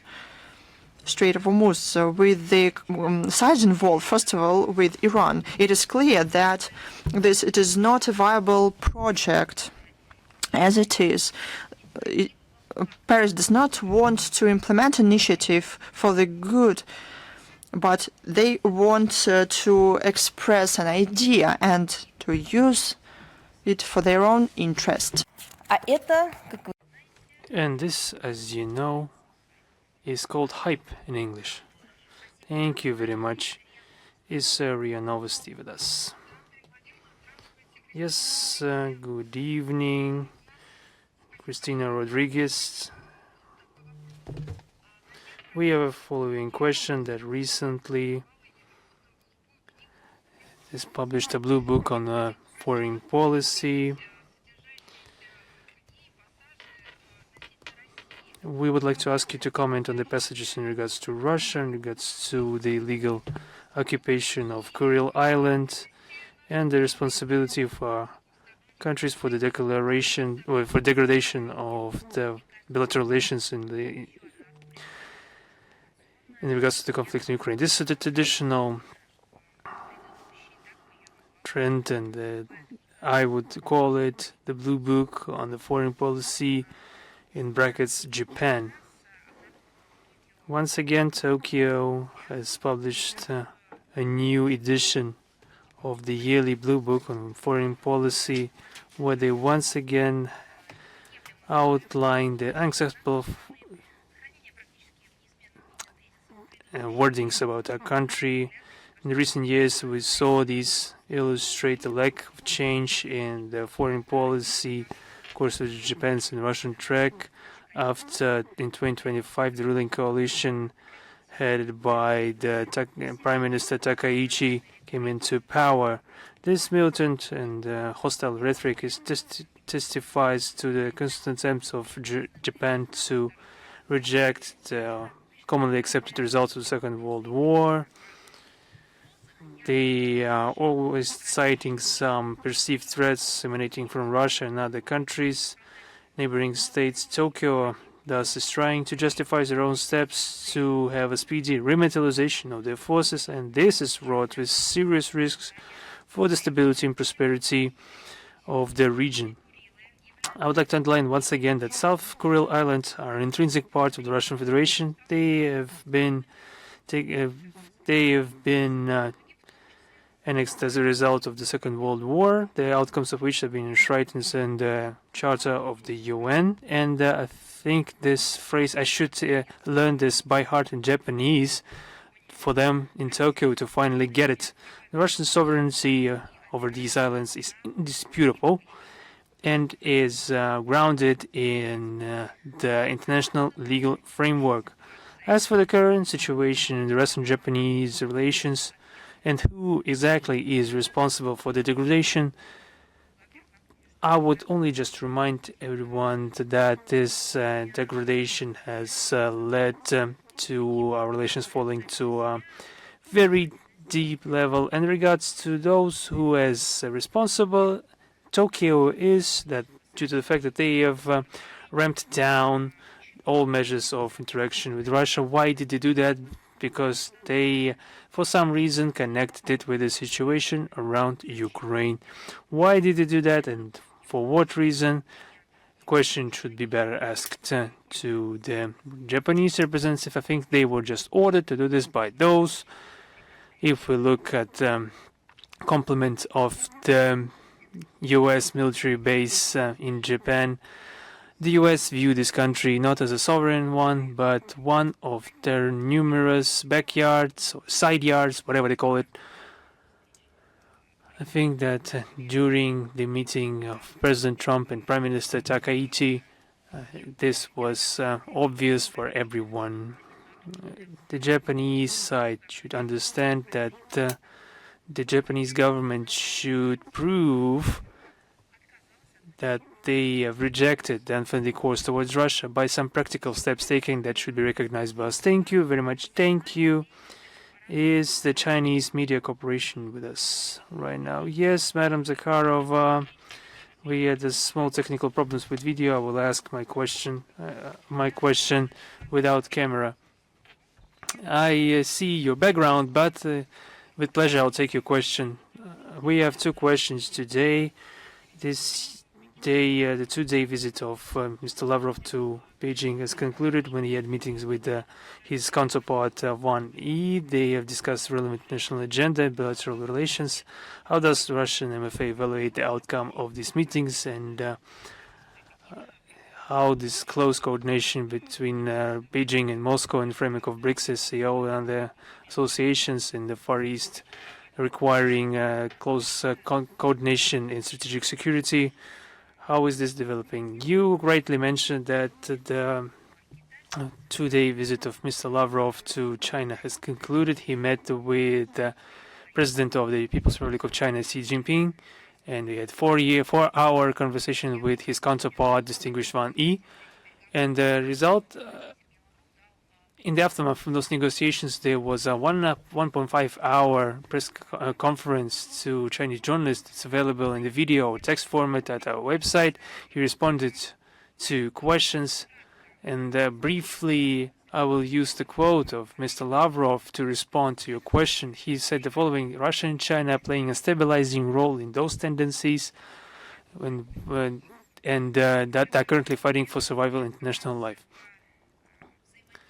And the key is in interaction, which has a stabilizing role to promote the ideals of justice, mutual equal rights, non-interference into sovereign affairs of the other, respect for rights of peoples for the self-determination and the choice of their own path for development. And this is not simply enshrined in a bilateral style. It's enshrined in the UN Charter, which our countries are not canceling, are not trying to rewrite, and are not making excuses to not follow. On the contrary, we respect it, and we do everything to implement it and preserve it for future generations and active practical work.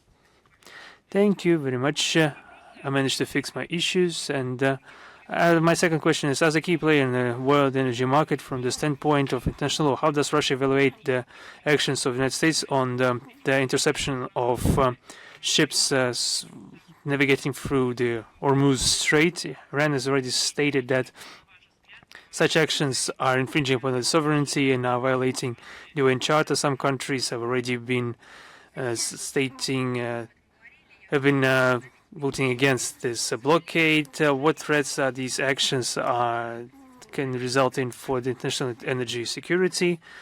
We have already mentioned that the Persian Gulf countries are very important for world economy from the standpoint of shipments of energy resources, and so there are negative consequences of the American and Israeli aggression for the world energy and food markets and the sustainability of supply chains. Currently, we understand that everything is influenced by these actions. So in regards to the actions of the United States from the standpoint of national law, according to the UN Charter, the introduction of the maritime blockade is possible only through the corresponding resolution of the UNSC as one of the collective measures to restore and support national peace and security. Has anything been adhered to from that list? There has not been a single decision of the UNSC in that regard. If we are talking about the blockade of ports and coasts of Iran with the use of armed forces, such actions are unequivocally can be designated as an manifestation of aggression. The measures of the United States to introduce a maritime blockade of the Hormuz Strait, being it the interception of ships or blocking of Iranian ports, should be viewed as unilateral and illegal measures from the standpoint of both the UN Charter and international maritime law and law of the sea. This is another interpretation of Washington of international legal framework that will only escalate the conflict. The legal character of the actions with the states doesn't mean that Washington can act in some sort of legal vacuum. In that regard, I'd like to remind everyone, including the U.S. authorities, regarding the inadmissibility of violation of applicable norms of national humanitarian law. When the American leadership, military leadership, is publicly saying the rules of warfare complete nonsense, we shouldn't expect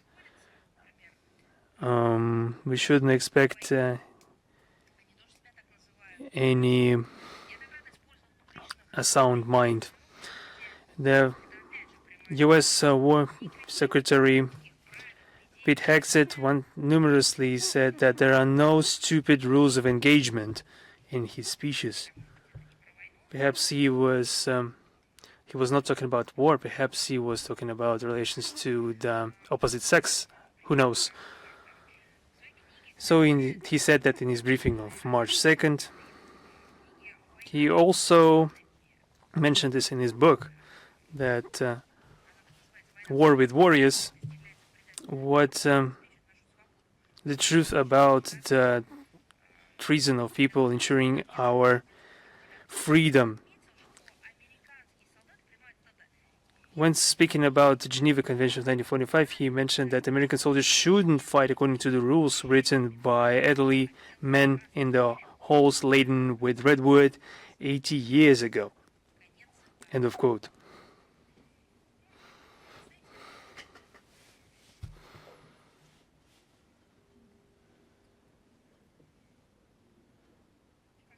I think it's weird to think that since it was something was written a long time ago by some venerable men, that should mean that it has those notions are outdated. That way you can reach the very things that are civilizational code of entirety of humanity. Thank you very much for your answer. Thank you. Is Reuters with us right now? Yes, Madam Zakharova, good evening. You have already partly mentioned my upcoming question in your response to CGTN. Nevertheless, I will ask it. The blockade of the Hormuz Strait by the US Navy, how does this blockade influence the interests of Russia in the region, the shipments of Russian energy, the world energy and food security? And what does Russia intend to do in that regard?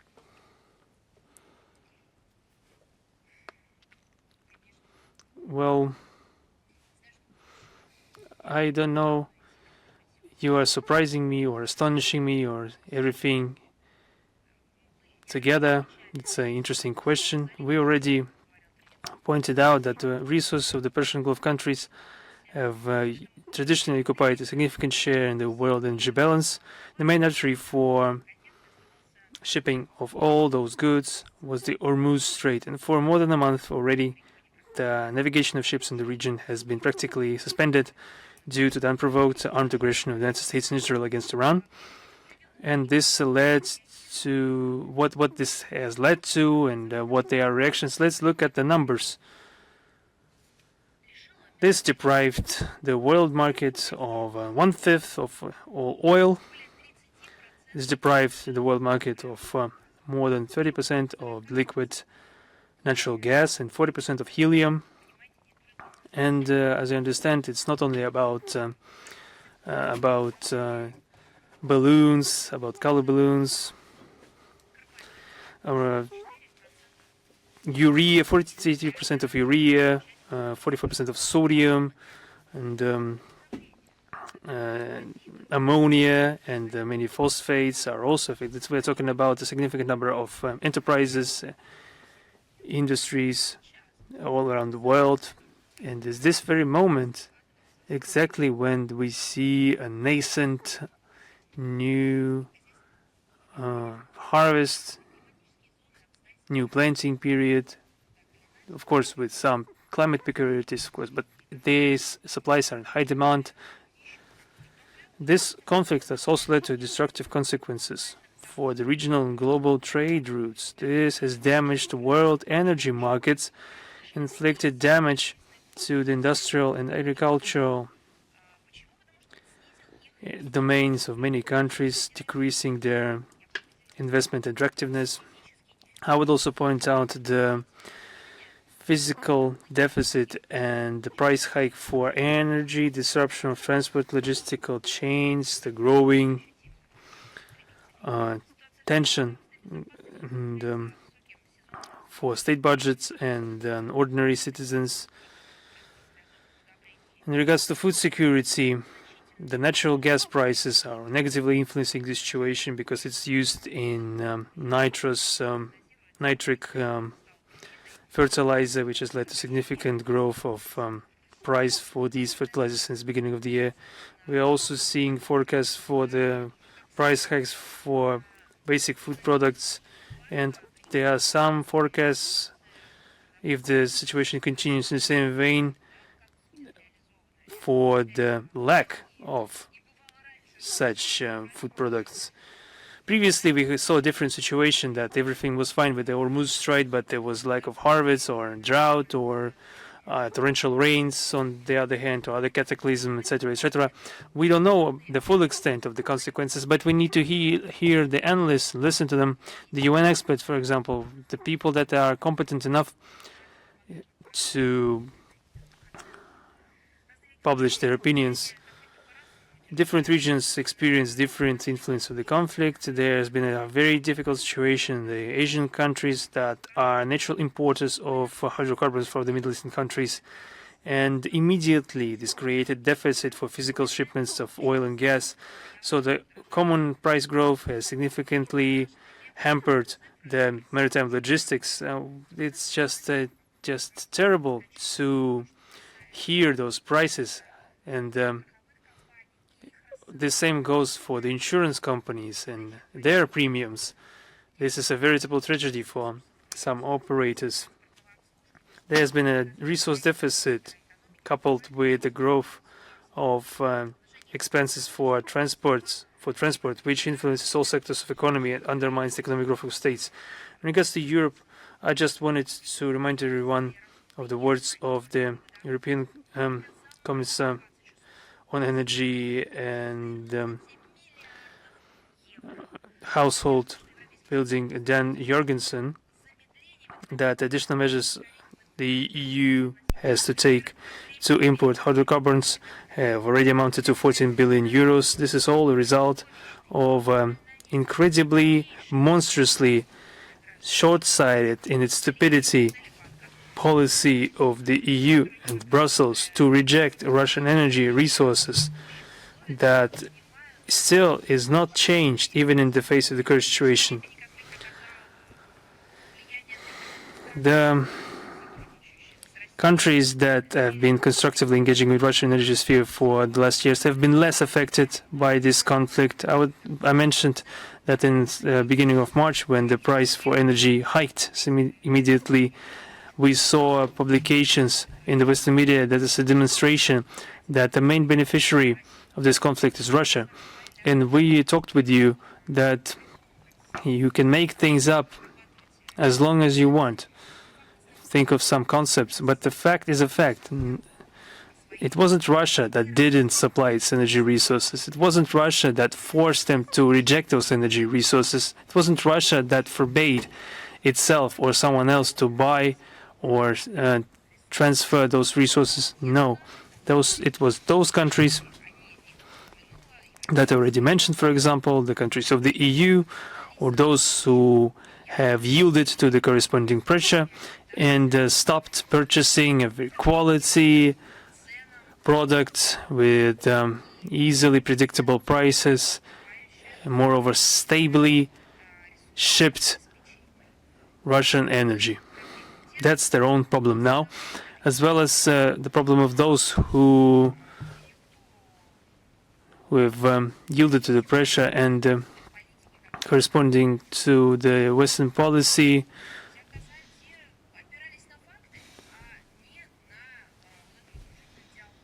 So the ones who didn't yield, they actually became they joined the winning side. We're talking about the CIS countries that are stably importing Russian energy and fuel, fertilizer, electric energy, etc., which helps them to go through the current crisis and continue to carry out their political and societal tasks. There's, of course, one state that I just stated that they intended to withdraw from the CIS, namely Moldova, that rejected the constructive cooperation package with Russia and adopted the EU policy completely. There are, of course, some corresponding outcomes that they saw a physical deficit of fuel and the immediate growth in its price. Россия остается Russia remains a responsible participant of the global energy market. We are fulfilling our obligations. We are open to the dialogue to maintain security, energy security, and prevention of the energy crisis. Thank you. Thank you. Is it Vestia with us? Good afternoon, Madam Zakharova. We have one question today. The leader of the TISA Hungarian party who won the elections on April the 12th, Peter Magyar, thinks that EU should lift sanctions against Russia. Let us quote him correctly. Yes. Right after the end of the conflict in Ukraine. Indeed. At the press conference in Budapest, he expressed a hope that the Ukrainian conflict will be settled peacefully. Can sanctions become the key factor in resetting relations between Russia and Europe? Can we return to the previous level of economic cooperation between Russia and EU in future? Well, let us see into the sanctions. What do you mean when you ask about this? I don't understand your question. What does this mean in your opinion? We have not introduced sanctions against the EU first. We only imposed sanctions as a response to their sanctions. We have always said that all the sanctions in circumvention of the UN Security Council are illegal. But we won't discuss this amid their frenzy. There's no point talking about it. They defeated themselves strategically when they introduced sanctions against Russia. Now we can see that we have never done anything that can be a sign of Russia's aggression and our aspiration to have to wage any kind of economic wars. We will protect our economy, production. We will look for possibilities. We won't knock to in the closed door, but we won't refuse interaction with anyone based on a mutually respectful and beneficial dialogue. Why talk about it now? There's reality, there's actions. We'll proceed from real facts and actions. Can we go back to the previous level of economic cooperation between Russia and the EU? There's no point talking about it.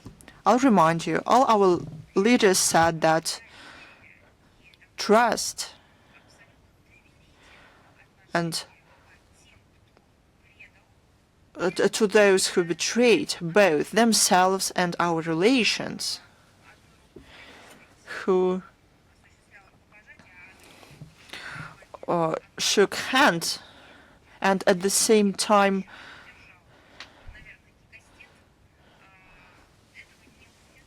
did something aggressive. There's no sense in doing that. We won't abandon the principle of equal and mutually respectful dialogue with everyone who is prepared to have it. There's a saying of Sergey Lavrov. In their current stage, any conversation with them is not possible, simply because they first have to get over their emotions. This is a very good characteristic of the emotional state right now. There's one more quote of Russian President Vladimir Putin. He said that our country has never refused ties with the European Union. At the same time, the policy of Brussels of sanctions pressure and the use of restrictive measures to the against the Russian products damaged themselves significantly. In 2021, the bilateral trade turnover was some 253 billion euros. Last year, in 2025, this figure was 58 billion euros. Brussels, disregarding the damage to the EU member states, continues to severing trade ties with Russia. This is crazy physical torture of themselves. And now their agenda includes the total refusal of the Russian gas and oil. What are we talking here? That's what they are doing. There's one more thing we have to consider. Many niches that Russian markets, that the Russian products that European companies had on the Russian market now belong to our partners from other countries or to the Russian business, the business of our businessmen, despite we have to respect our entrepreneurs. There are two reasons here. Sometimes they worked in very unfavorable conditions, and they protected their business or our national interests. They're very resilient in withstanding to blackmail, threats, and so on and so forth. Politicians in the EU countries who faced with the results of their activities and at the very same time have not even the right but ability to protect their true national interests, they speak very cautiously in favor of lifting sanctions on building, as they say, in future.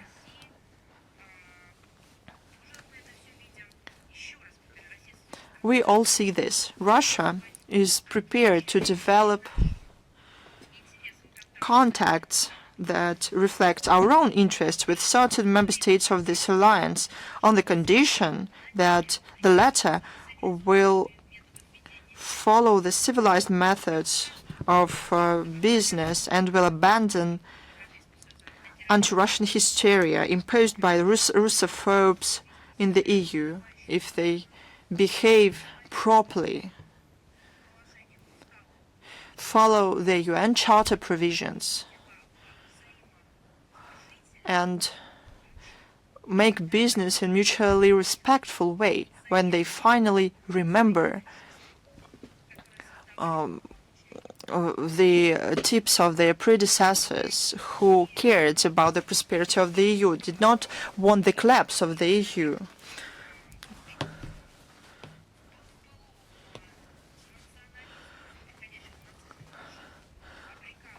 And those who made their own people suffer.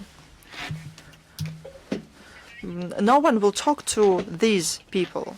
But if they remember the best practices of their predecessors on the above-mentioned principles that were later enshrined in the UN Charter, which are the code of civilized relations, well, they have this chance in that case. Our interests must be considered. Thank you. Thank you. Is Ukraine.ru with us? Yes, Madam Zakharova, good afternoon. Ukraine.ru. We have two questions to follow up on this topic about the EU who should behave properly without Russophobia. Sergey Lavrov said that Russia is open to the dialogue with the new government in Hungary. However, we will see how the Budapest pursues their own national interests. When the EU speaks about a lot of things they want a place at the negotiation table, or that they are about to call to Moscow, that some time ago they wanted to make a decision to continue negotiations, the relations. There have been a cartoon about a small piglet on the Christmas tree. He was allowed to a party, but he broke everything there, and then he was banished from the party.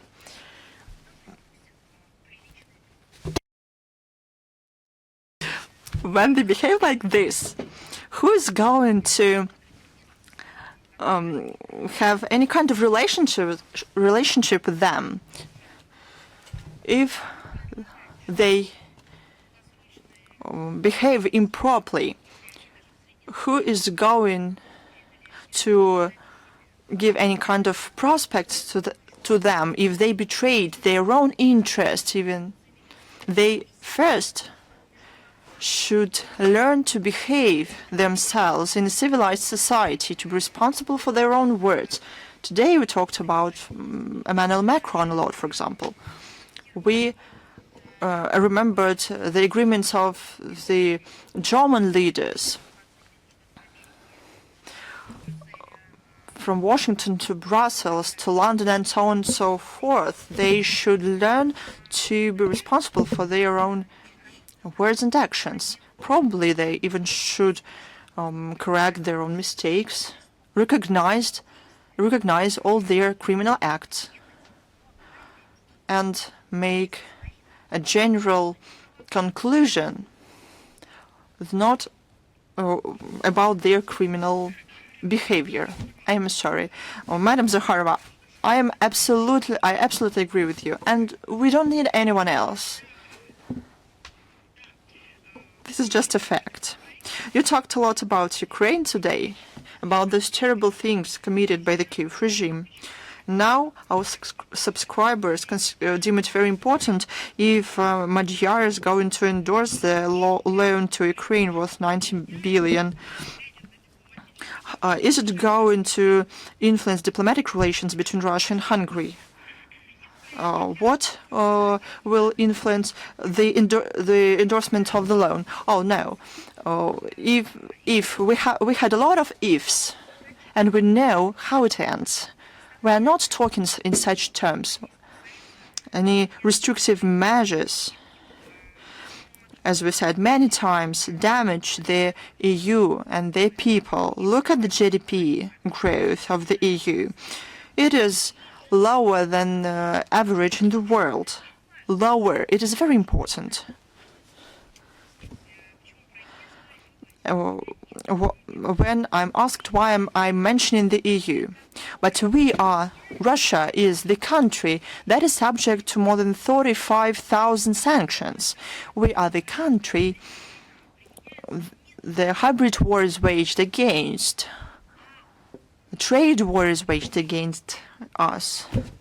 But their loss of rates of economic growth is not caused by our aggressive policy, but by measures that they imposed against us or other countries. Do you understand the difference here? This is a very interesting paradox of our life. But in the Russian language, there's a saying,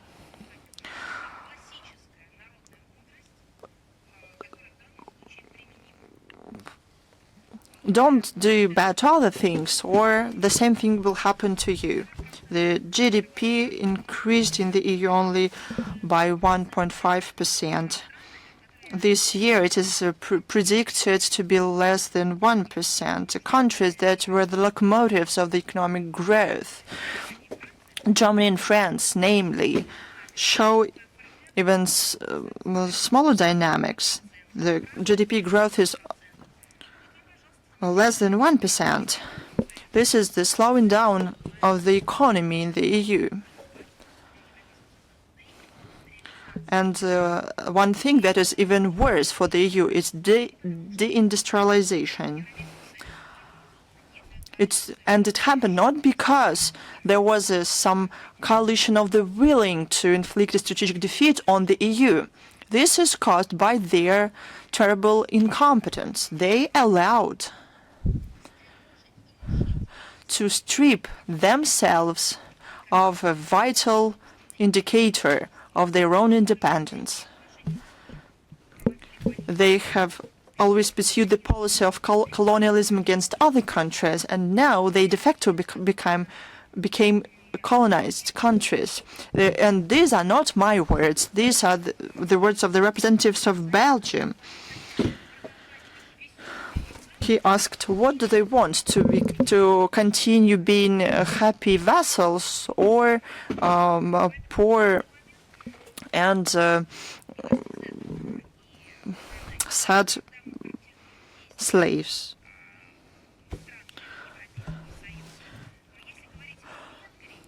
As to Hungary, in particular, we appreciate the policy of Viktor Orban based on national interest.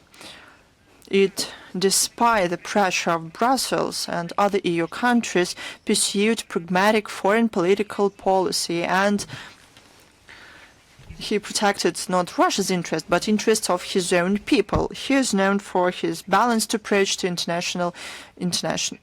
difficult international situation. And many things coincided with Russia's point of view.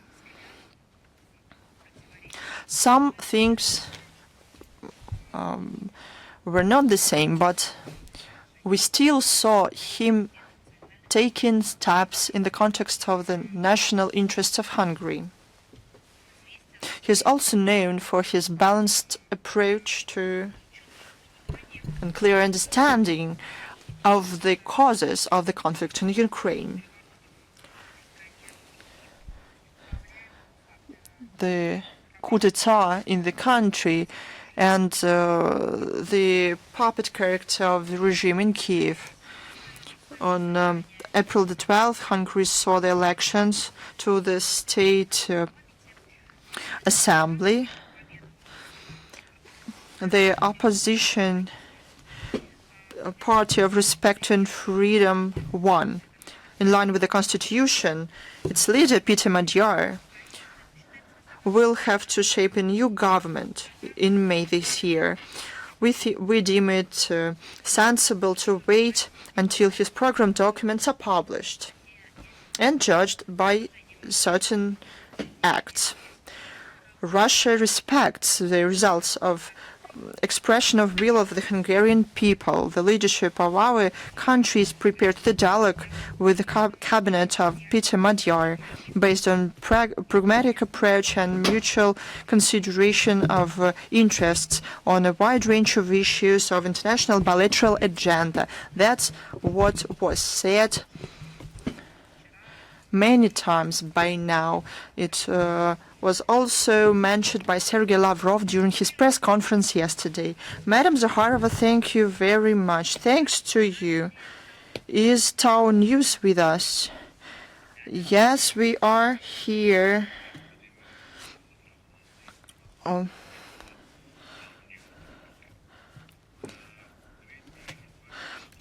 In 2026, relations between Georgia and the European Union remain tense. There's expectations that the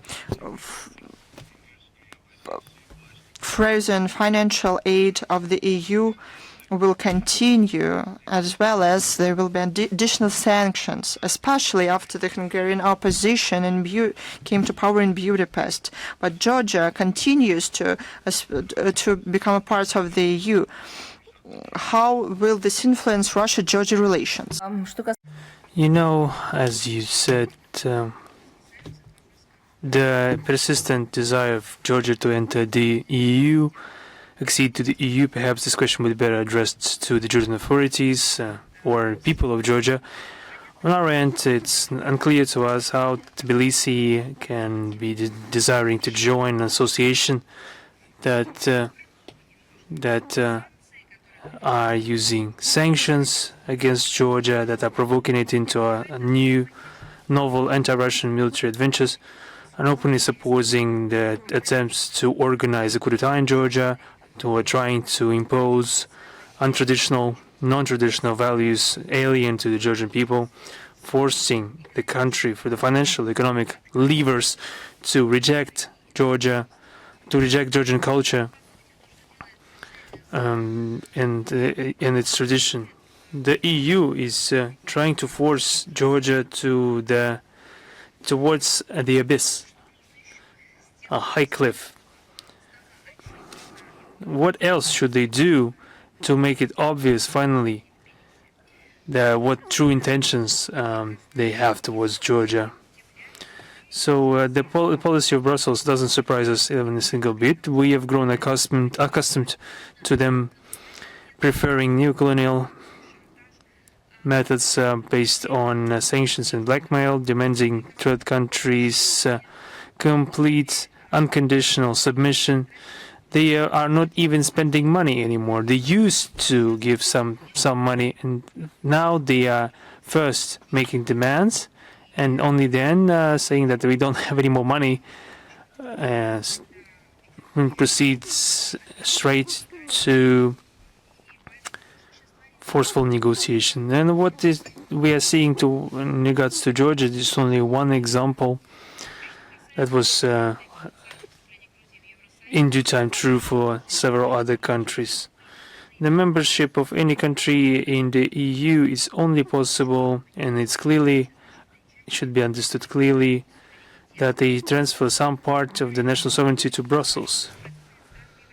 And what we see with the EU countries now, no matter what we're talking about, the old Europe, the countries that have been in the EU for decades, or the countries that have only recently joined, no matter all of them were forced to relinquish some of their sovereignty in favor of Brussels, not in favor of rational solutions or economic gain, not even in favor of, I don't know, some future projects, but just it was demanded so. Not because of national conscience, not because of sovereignty and identity, because this doesn't mean anything for Brussels, because it shouldn't hamper the implementation of the collective Brussels project that is backed not by votes of Europeans or national interests of European countries, but a clear directive and political interests of the select group of people. We see at the head of the table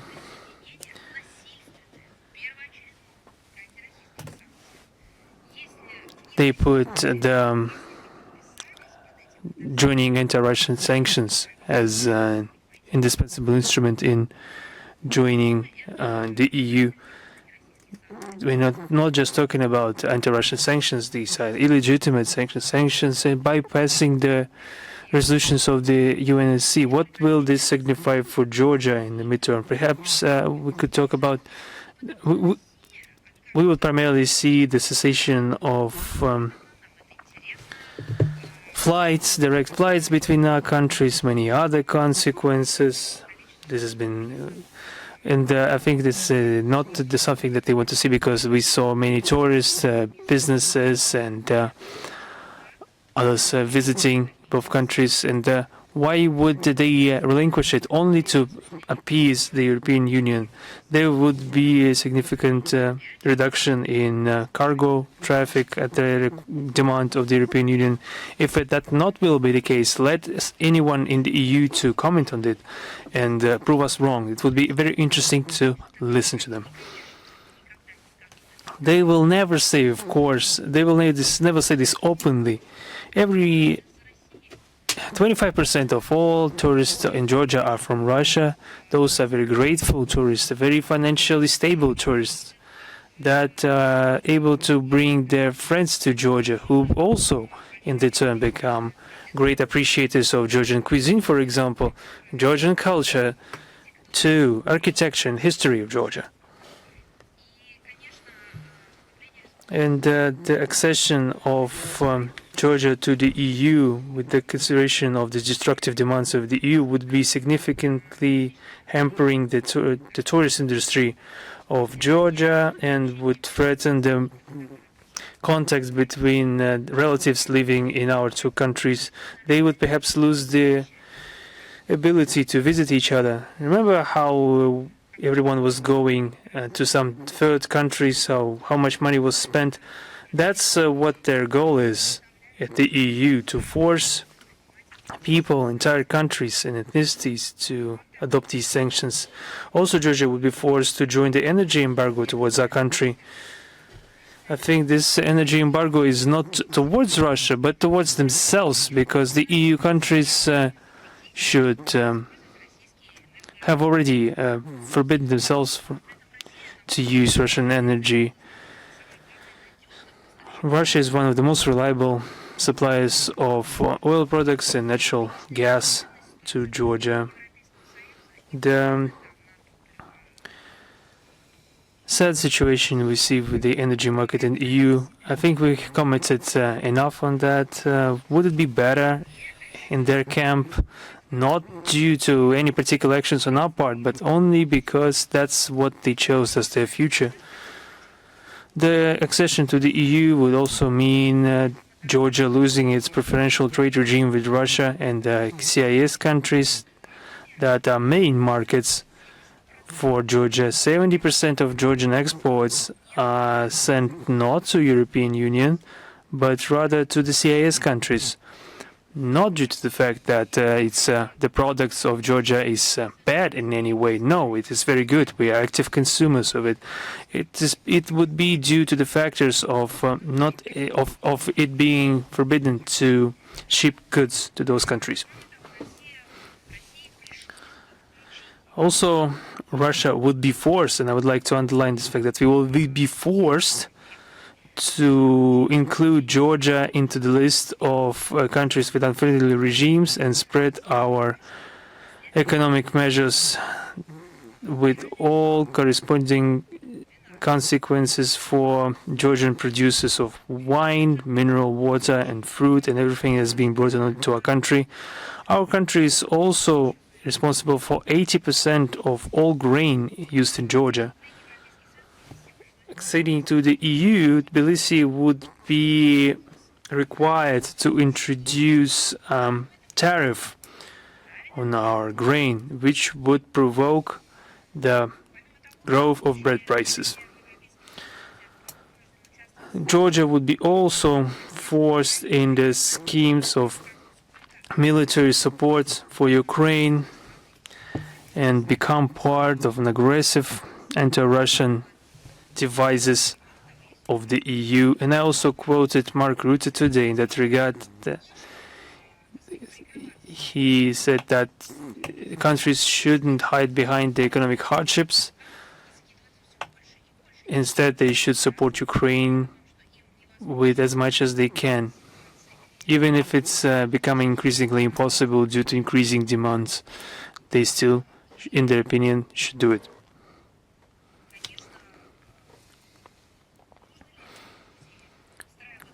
Should Georgia become part of this aggressive anti-Russian plots of the EU in this energy and political sphere? Should it be involved in this confrontation against Russia?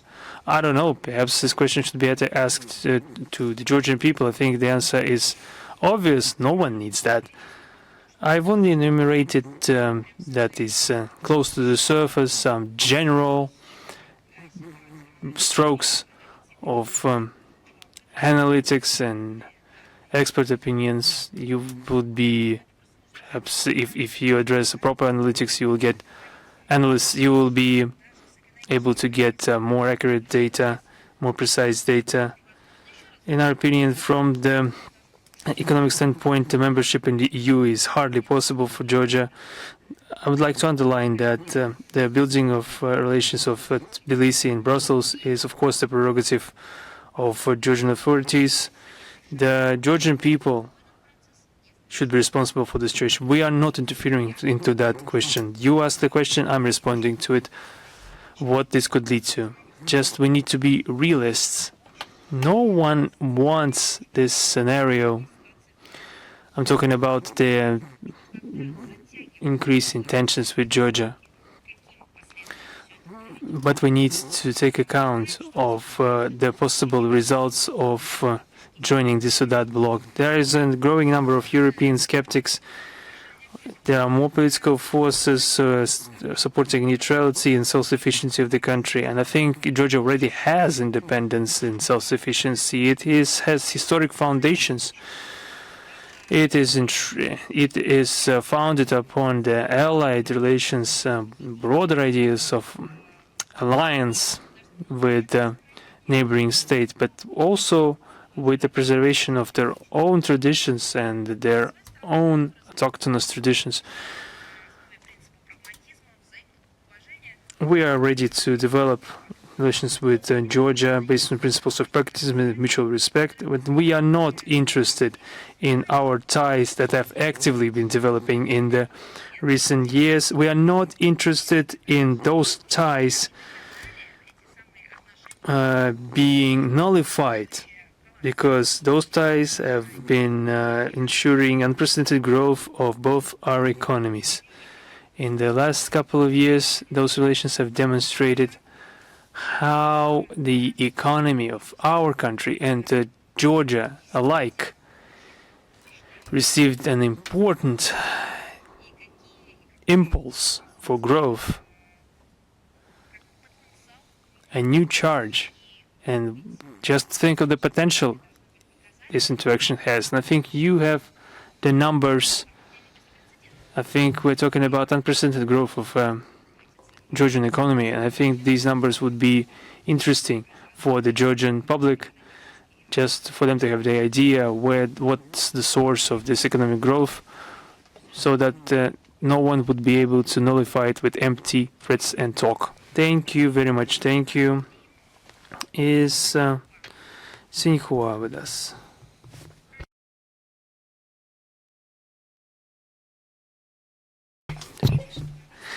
Currently in the Hainan province, there is a 6th Chinese international export of consumer goods. Russia has erected its national pavilion at this exhibition. The expo is the first such event after the launch of independent customs operation in the entirety of the Hainan port of free trade. How does Russian side evaluate this expo, and what new opportunities, in their opinion, this expo and the free port of Hainan open for the cross-border trade and investment between China and Russia? Thank you. We support and holding of events intended to develop multilateral trade, economic cooperation, and reinforcement of Russian-Chinese business connections, including with a special place, the 6th International Chinese Expo of Consumer Goods.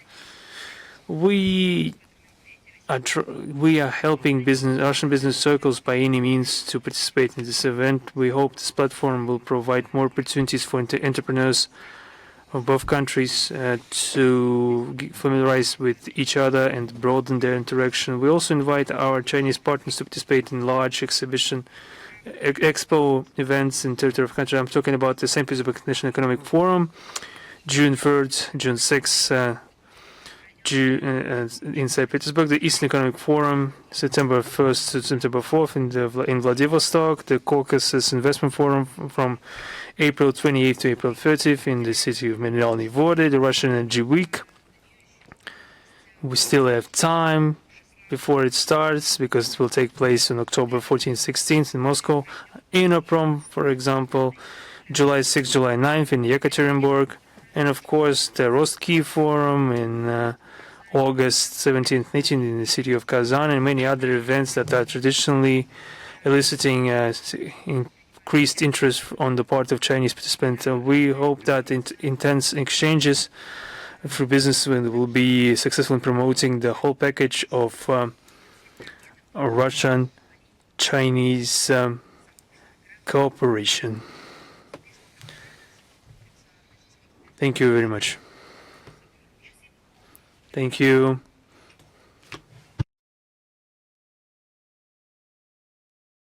Is international reporters with us? Yes. I have two questions today. Recently, I was in the maritime memorial in Piero. They are practically rehabilitating Friedrich Gattenauer, Kriegsmarine commander who fought against the USSR. They are also talking about the new role of German fleet after February 2022. What do you think? Is it linked with anti-Russian sentiments and the militarization of Germany? My second question, in Italy, there was recently an RT.Doc festival. After that, the Vice President of the European Parliament, Picerno, and the calendar criticized this initiative and accused the Italian government of inaction. And some media asked for measures to be taken against Vincenzo Russo, one of the organizers of the event. Do you think it leads to increased censorship in Italy? Let's start with the second question, please. I think this is true madness that we're witnessing. I wouldn't ever think that the country home to incredible cultural personalities. We should remember Raphael, Michelangelo, of course, but not in the least. We should also remember that it has been home to great film directors, Fellini, Antonioni, and many others that have changed the world cinematography. I couldn't imagine someone saying, let's not watch this movie, let's cancel the movie showing, let's reject new knowledge or new ideas, especially since it's not threatening to do anything except to broaden the worldview of the viewers. I couldn't ever imagine anyone in Italy being able to do that. Before getting to the prepared answer for your question, I just wanted to inform you of my personal experience, my personal example. Our delegation of Minister of Foreign Affairs, Mr. Lavrov, I was part of it. When we came to Italy, delegation usually stopped in the center of Rome, in one of the large hotels, prominent hotels. I think expensive. I saw expensive cars. There were well-dressed visitors, with good-looking valets, and a lot of journalists that arrived to the hotel to have a coffee or take a photo, and tourists. I think you know it's St. Regis Hotel in the center of Rome. Magnificent view. And one time I saw that the stairs to a hotel, there was antisocial person sitting there, very aggressive, screaming at everyone, swearing, not against our delegation. He just found a place for him to stay. He was homeless. He was jobless, unemployed. He was begging for money in the street, and moreover, he thought it appropriate for him to live on the stairs leading to the hotel. And it struck me that no law enforcement or the managers in the hotel did anything to get this person away from the hotel. It's not because I am a bad person, but he was aggressive. He behaved improperly. He cried out insults, and he clearly could behave not only inappropriately, but become aggressive. But there's a rule enshrined in the law that a person cannot be taken away somewhere, even despite his clearly antisocial behavior, because there are norms enshrined. Despite the fact that he behaved quite aggressively. Until the person damages another person, no one can do anything. Now about the answer to your question. If people on the streets of Rome and other Italian cities can insult people, be aggressive, behave antisocially, and present a potential threat, nothing measures can be applied to them. How can we ban or support the ban of movie screening? It is clear that it is impossible. These things contradict each other. I'm absolutely sure. We have always underlined. Every country organizes their public life in their own unique way, their internal politics. Every country has the right for their internal processes without being criticized from the outside. It includes laws, traditions, customs of the country. I gave you the provisions, the laws of Italy. They clearly speak about another approach, not the one that some Italian citizens express about the cinema festival.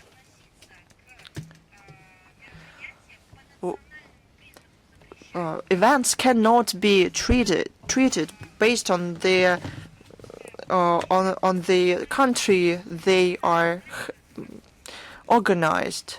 Italy knows what Nazism, fascism, nationalism are. Italy remembers the consequences of this. It was the tragedy of Italy itself. So we should be guided by the laws in Italy. I cannot judge and I cannot give an opinion whether they are good or bad. If these laws exist and everyone respects them, these laws must be applied to those citizens of Italy and those on the territory of Italy, on the jurisdiction of Italy.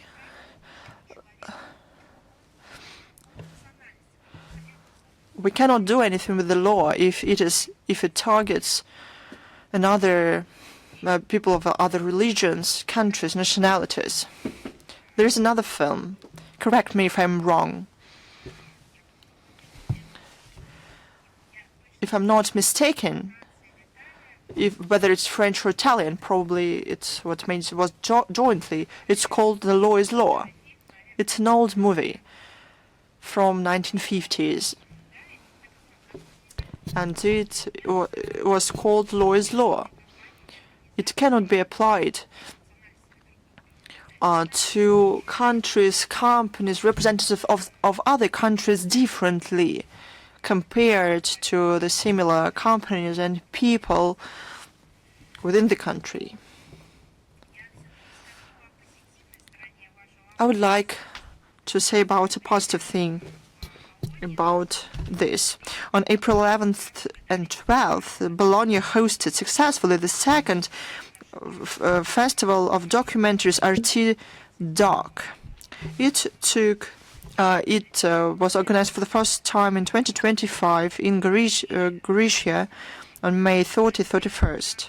Of course, we understand who is behind those anti-Russian forces. Those are not people in Italy who know the Russian culture. Those are people in Italy with Ukrainian nationalist forces behind them, or grants, Western money, and so on. Probably all these things combined. And we knew who started the hatred campaign against the organizers of this cultural event. We heard and saw terrible accusations, false accusations that, well, I don't want to reiterate them. We heard the calls to stop the spread of information and films from Russia, which is crazy on its own. If we're talking about Russia in Italy all the time, probably it would be good to hear from Russia. I haven't read, I've always been reading a lot of articles from the Italian media about Moscow, about Kremlin, and so on. So probably it's a good idea to give the floor to Russia itself, so it can talk about itself. This is the law. These are traditions and norms. Our countries and Italian authorities were called on to stop any kind of Russian cinema festivals. These people even addressed the Minister of Interior and the President of the Council of Ministers of Italy with a demand to stop the event. Amid this pressure and intolerance to the alternative, or which is essentially an objective and the truthful ideas about what is going on in the world, the courage and public dignity of the organizers and participants of the festival should be praised and appreciated. It's not only my opinion, not only from Russia, but in terms of the whole civilization of the whole world. The meetings in Bologna were truly international. It was attended by caring people not only from Italy but from Spain, Slovakia, Lebanon, Germany, Belgium. 6 documentaries were screened dedicated to the events in Donbass in the Middle East. There were a lot of interesting discussions. They were very open. Questions could be asked.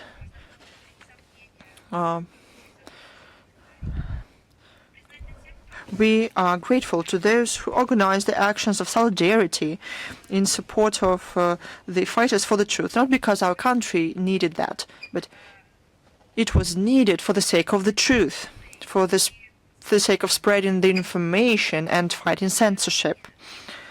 In Genoa, in the center of the city, there was symbols of the festival placed, the flags of Russia and Italy. And the next, when RT.Doc festival took place, the Italians were given the standard of God the Savior. As to the prospects for stifling censorship, we have to fight this. No one will help you, will be able to help you if you don't ensure freedom of speech yourselves. No one will be able to do that for Italy. And I'm not calling you to do anything. You just have to fight for your interests. I'd like to say one more time, me and all people who knows Italy, it's difficult to imagine, it's impossible to imagine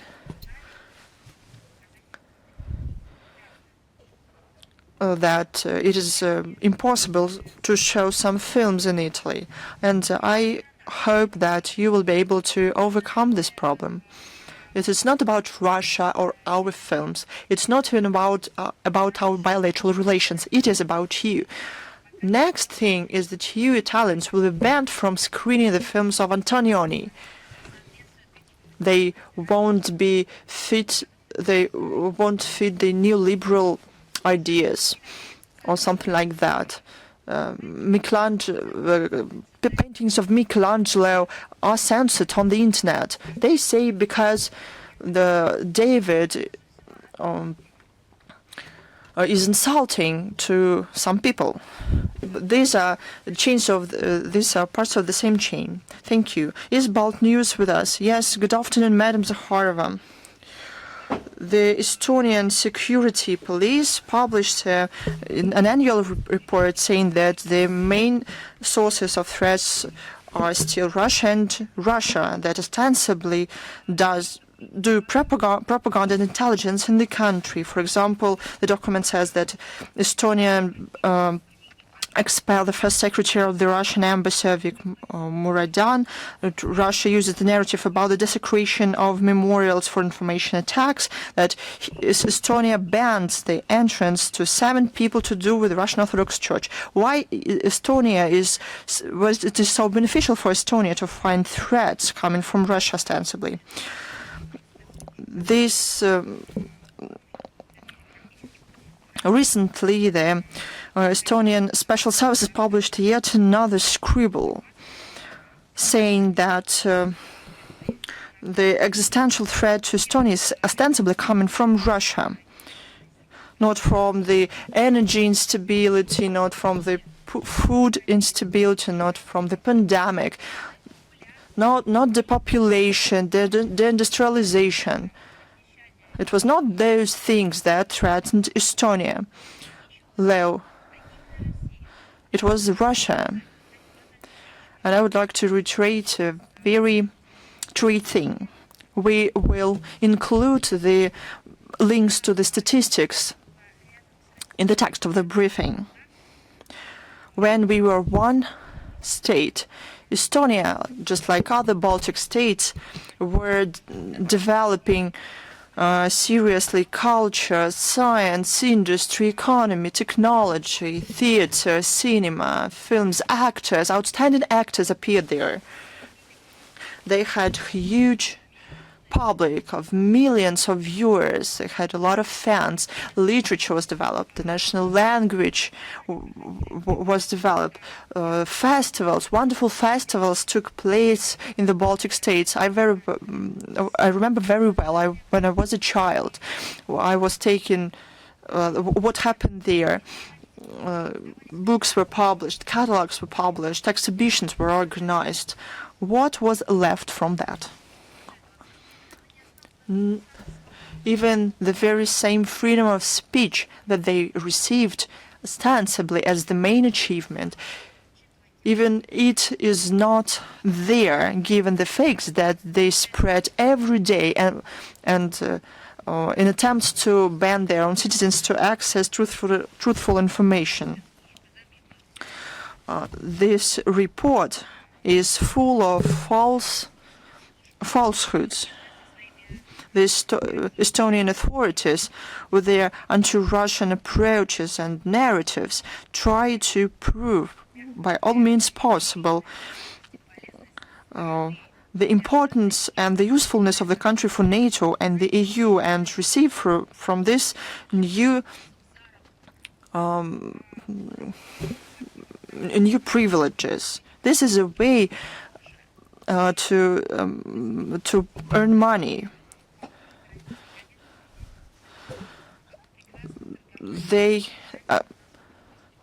Russia and Estonia had good trade. We had a lot of prospects for our trade and economic ties. We had wonderful cooperation. Wonderful projects could have been done and developed if not for this mindset. So this is the only one last left way to earn money, to resort to Russophobia. Everything else is sold. People left the countries. Where are the indicators of achievements? Do you this very famous space program or a well-known festival that brings together a lot of countries and participants? What is left? All these figures about the last decades of Estonia in terms of industry, education, science, and so on will be published. All these unfriendly actions by the Estonian authorities will have a proper response from the Russian side. Thank you very much. Thanks to you. Is Lenta.ru with you? Oh, colleagues, we are running late. Trump recently said that following the settlement with the situation with Iran, he can stop at Cuba. How can Russian MFA comment on this? I believe that it would be better for the White House to stop not at Cuba, but have a look at their own constitution. It would be much more effective and useful for the USA themselves. Madam Zakharova, we have one more question, if I may, about the Magyar. After his triumph at the parliamentary elections, he, on one hand, said won't endorse the loan to Ukraine worth 90 billion. But he also did not say that he is prepared to develop mutually beneficial relations with Russia. What can you say about it? In the pre-election state, before they become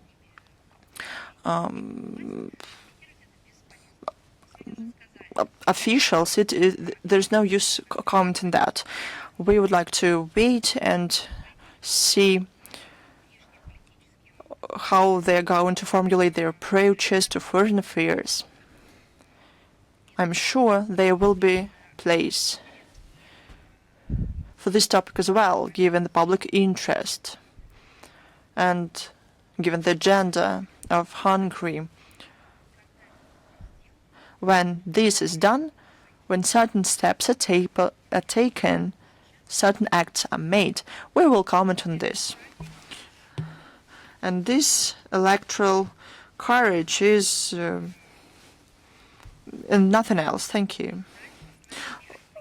Thank you. Is Almaydin with us? Good afternoon, Zakharova. Given the violation by Israel of a ceasefire, Washington makes Beirut to hold direct negotiations on the conditions of Israel. How does Moscow evaluate the threat of repetition of the internal conflict? Yes, okay.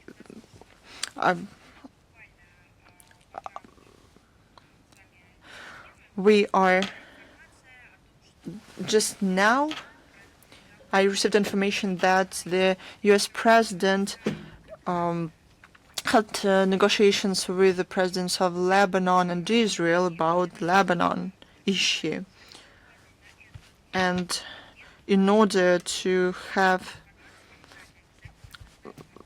provide you with the answer, we have to get to know this information first. The escalation in the Middle East exacerbated the situation already difficult in Lebanon.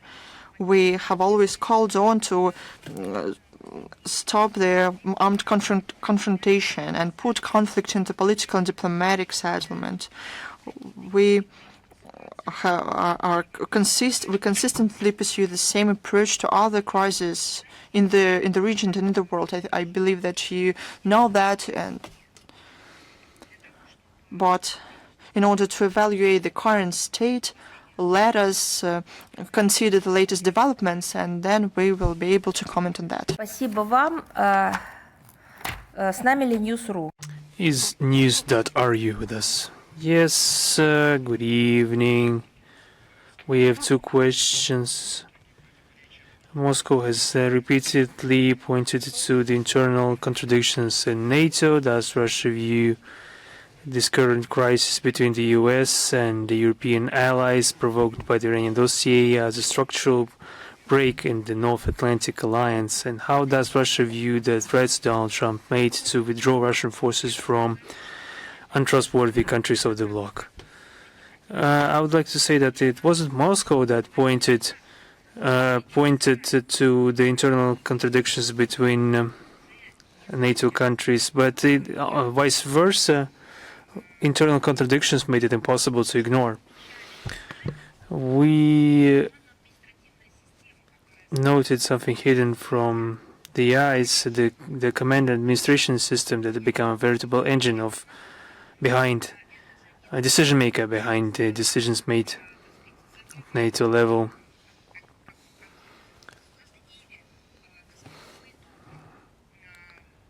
As if some country conquered other countries, or as a result of some battle, vanquishing the enemy, one country subjected countries to its dictate.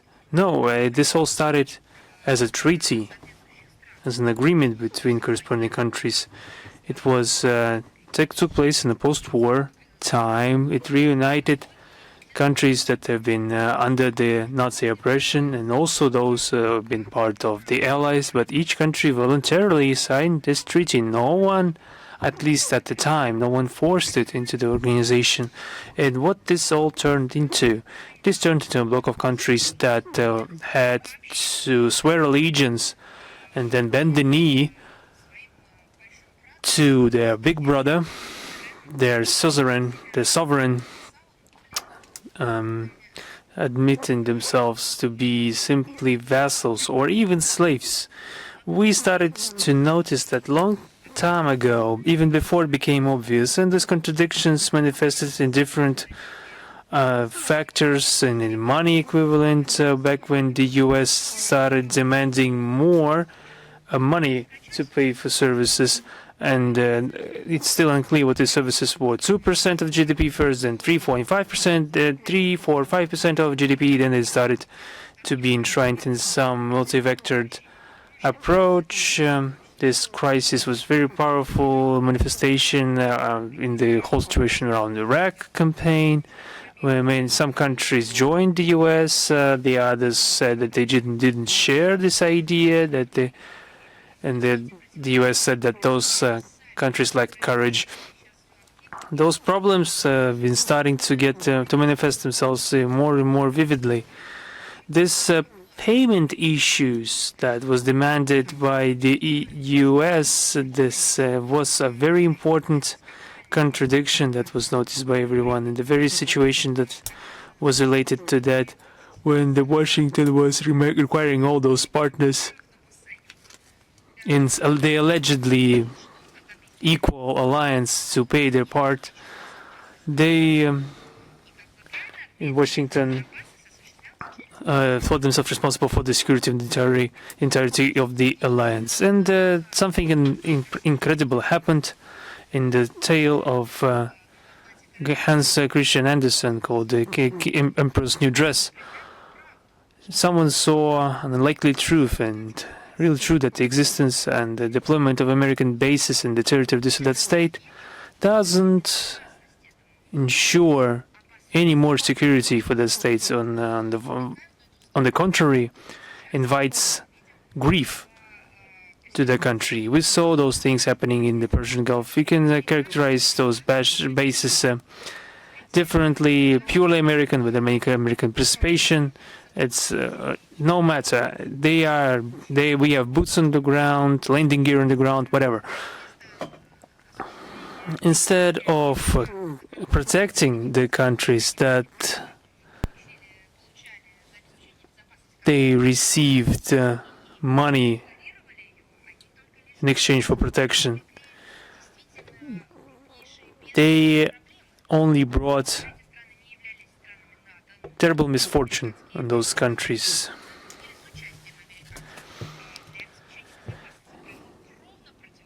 This all led to diametrically opposite outcomes. No other dimension except military political dimension towards security. We saw in this region that we just mentioned there wasn't anything like that. Only what our country was talking about, political, diplomatic, international legal process could lead to the calming of the situation, not a forceful method based on American basis. It didn't lead to that. It wouldn't lead to it in a million years. You already know about the arguments for that. The same goes for NATO. Yes, there are a lot of American bases. Yes, they, in regards to the complement, they are huge, colossal even. They resemble not even the American bases to ensure security, but rather they resemble the occupation forces. The same can be said about the American contingent in Germany. What did they protect them from? From economic growth? Perhaps that's true. The economic growth has subsided significantly. It was the economy was one of the things that the United States provided the European countries the least. Perhaps they could ensure the energy security of those countries. Unlikely. Perhaps those American bases prevented any terrorist attacks in regards to the Nord Stream. No, they didn't. And this existentially important infrastructure for Germany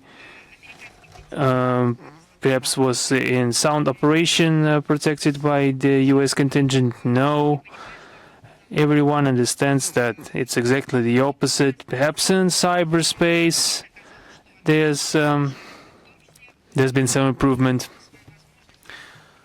No, we already saw that the US forces in Germany surveilled the entirety of German, spied upon the entirety of German leadership. Those are the consequences, completely obvious. So our task is just to respond to your questions with exact examples without needing to resort to some investigation or conspirology. There is no conspirology, only history that is obvious to everyone right now. And my second question, you already mentioned it at the start of the briefing. Just wanted to develop this topic. How does the MFA evaluate the outcome of the Easter truce, taking into account the violations of the part of Ukraine? Does this testify that Kiev is in principle incapable of abiding by the agreements on cessation of fire? And what conclusions does Moscow have in the context of negotiation process? I think in some degree you already responded to your own questions 2 weeks ago. We already commented on that. I will leave a link to that mention that Zelensky claimed that he was ready for Easter truce. We said that on our side we would do everything in our power with intervention of the President of Russian Federation. So, but still we were not under any illusion about the negotiation capability of Zelensky. Now we see that Kiev never considered any kind of truce. They didn't respond to the proposition of the Zionist regime, active for 32 hours. Zelensky failed to give the AFU a corresponding order to cease fire, and the number of violations was cited at the start of the briefing. The number of violations overcame the corresponding number a year ago. I remind you that it was violated 4,900 times last year, and this year it was 6,500 times, so a quarter increase. So this is a hellish arithmetics at play. So Kiev regime has no will to peace. And what those violations led to already was mentioned in the corresponding part of the briefing. Thank you very much. Thank you. Is Radio Saga with us? Yes. Good evening.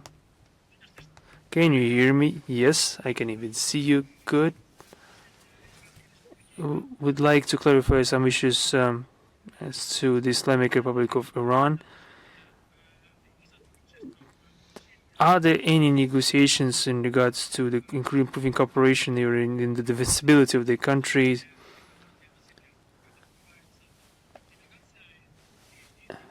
After they've experienced the Western kind of diplomacy firsthand when they were killing negotiators and entire families, are there any plans in regards to the possible accession of Iran into BRICS? As for this BRICS, it's not only possible, this has already happened. The decision to admit Iran into BRICS was taken in 2023, and since January 1st, 2024, Iran has been a full-fledged member of BRICS. That's for starters. And for seconds, as for the Russian-Iranian cooperation, this was commented on by the Russian MOD. You have their statements on that, and our relations with Iran are being guided by our agreement and the legal framework. And once again, I'd like to highlight that we have an active military cooperation, military and technical cooperation treaty guiding interaction in that domain. I will not delve into detail because the Russian leadership has said a lot about it. And as for the exact types of forms and nomenclature, I think you would be best to address the corresponding agency. Yes, thank you. Thank you very much. Is author E with us? Yes, good evening. At the main part of the briefing, you have already quite detailedly informed everyone about the situation on Hormuz Strait and the threats erected against Iran. Does Russia consider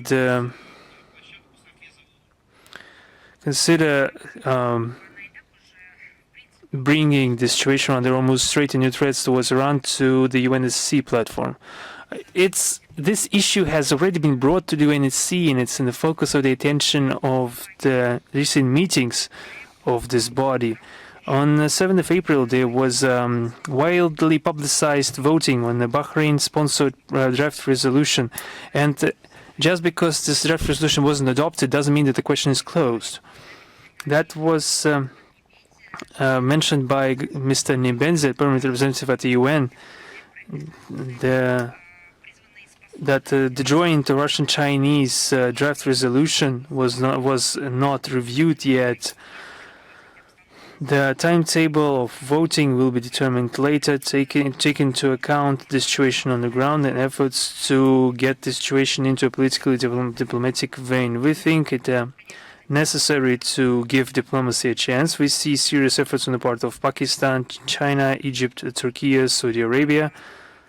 We also see that the partners in the Middle East,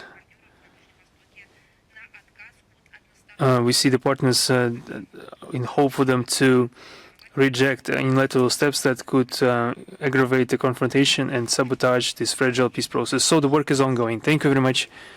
Is Embassy Live with us right now?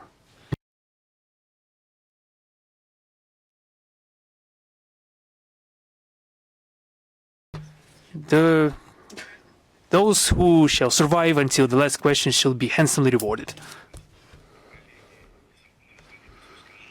Now, Embassy Live. According to recent statements, despite the statements of a ceasefire, there are still exchanges of strikes between Israel and Iran. Can we say that the de-escalation regime is practically not working, and who, in Russia's opinion, is the main culprit? We clearly understand, since we're monitoring the situation, we clearly understand the most difficult aspects of the situation in the region. But if we talk in general, the ceasefire regime is, once again, in general, between US and Iran. It is still working, despite the announced blockade of the Hormuz Strait. As for Lebanon, we will be issuing a separate commentary after familiarizing ourselves with the result of the telephone negotiations that have taken place between the President of the US and the leadership of Lebanon and Israel. Thank you. I can just say that Lebanon is a part of a deal. Of course, there is no other evaluation, and we hope that this armed standoff will come to an end, and the Iranian-American agreements on the cessation of hostilities joined by Israel should be adhered to fully, not to allow this situation to repeat itself and create a corresponding environment for negotiation process. And I think the final question from Golos Atechstva. Yes, good evening. Recently, the Space Week has concluded, and I just wanted to know whether any successes on the signing of the agreement on limiting armaments in space, and how many countries have joined this initiative. We have been happy in celebrating the very important day in the exploration of space, the first piloted space flight. There has been a lot of interesting facts shared, but there's also a troubling one, and I think it shouldn't have been mentioned during the celebrations, but in the aftermath, it would be wise to do so. The situation in the space security is aggravating. The risks of turning space into another platform of aggression and war are incredibly high due to the US and the Allies' course to deploy weapons in space and in their plans to use the low Earth orbit for military operations to ensure the global dominance. These destructive lines sabotages the long-term sustainability and resilience of space activity, and an increasing amount of social economic processes on Earth that the livelihood of people depends on, especially in development countries. And the cornerstone of space law is the law of the Outer Space Treaty of 1967. Russian Federation has always been supporting the preservation of space as something that the entirety of humanity can appreciate, and that it should be used for peaceful purposes. Any use of force or threat of force in regards to space objects and with their use is something that we condemn strongly, and there should be a corresponding document codifying it, and there is a corresponding negotiation basis that there's been a Russian-Chinese draft treaty on the prevention of weaponization of space, and the consensus report of the GGE of UN as to the prevention of arms race in space in 2024.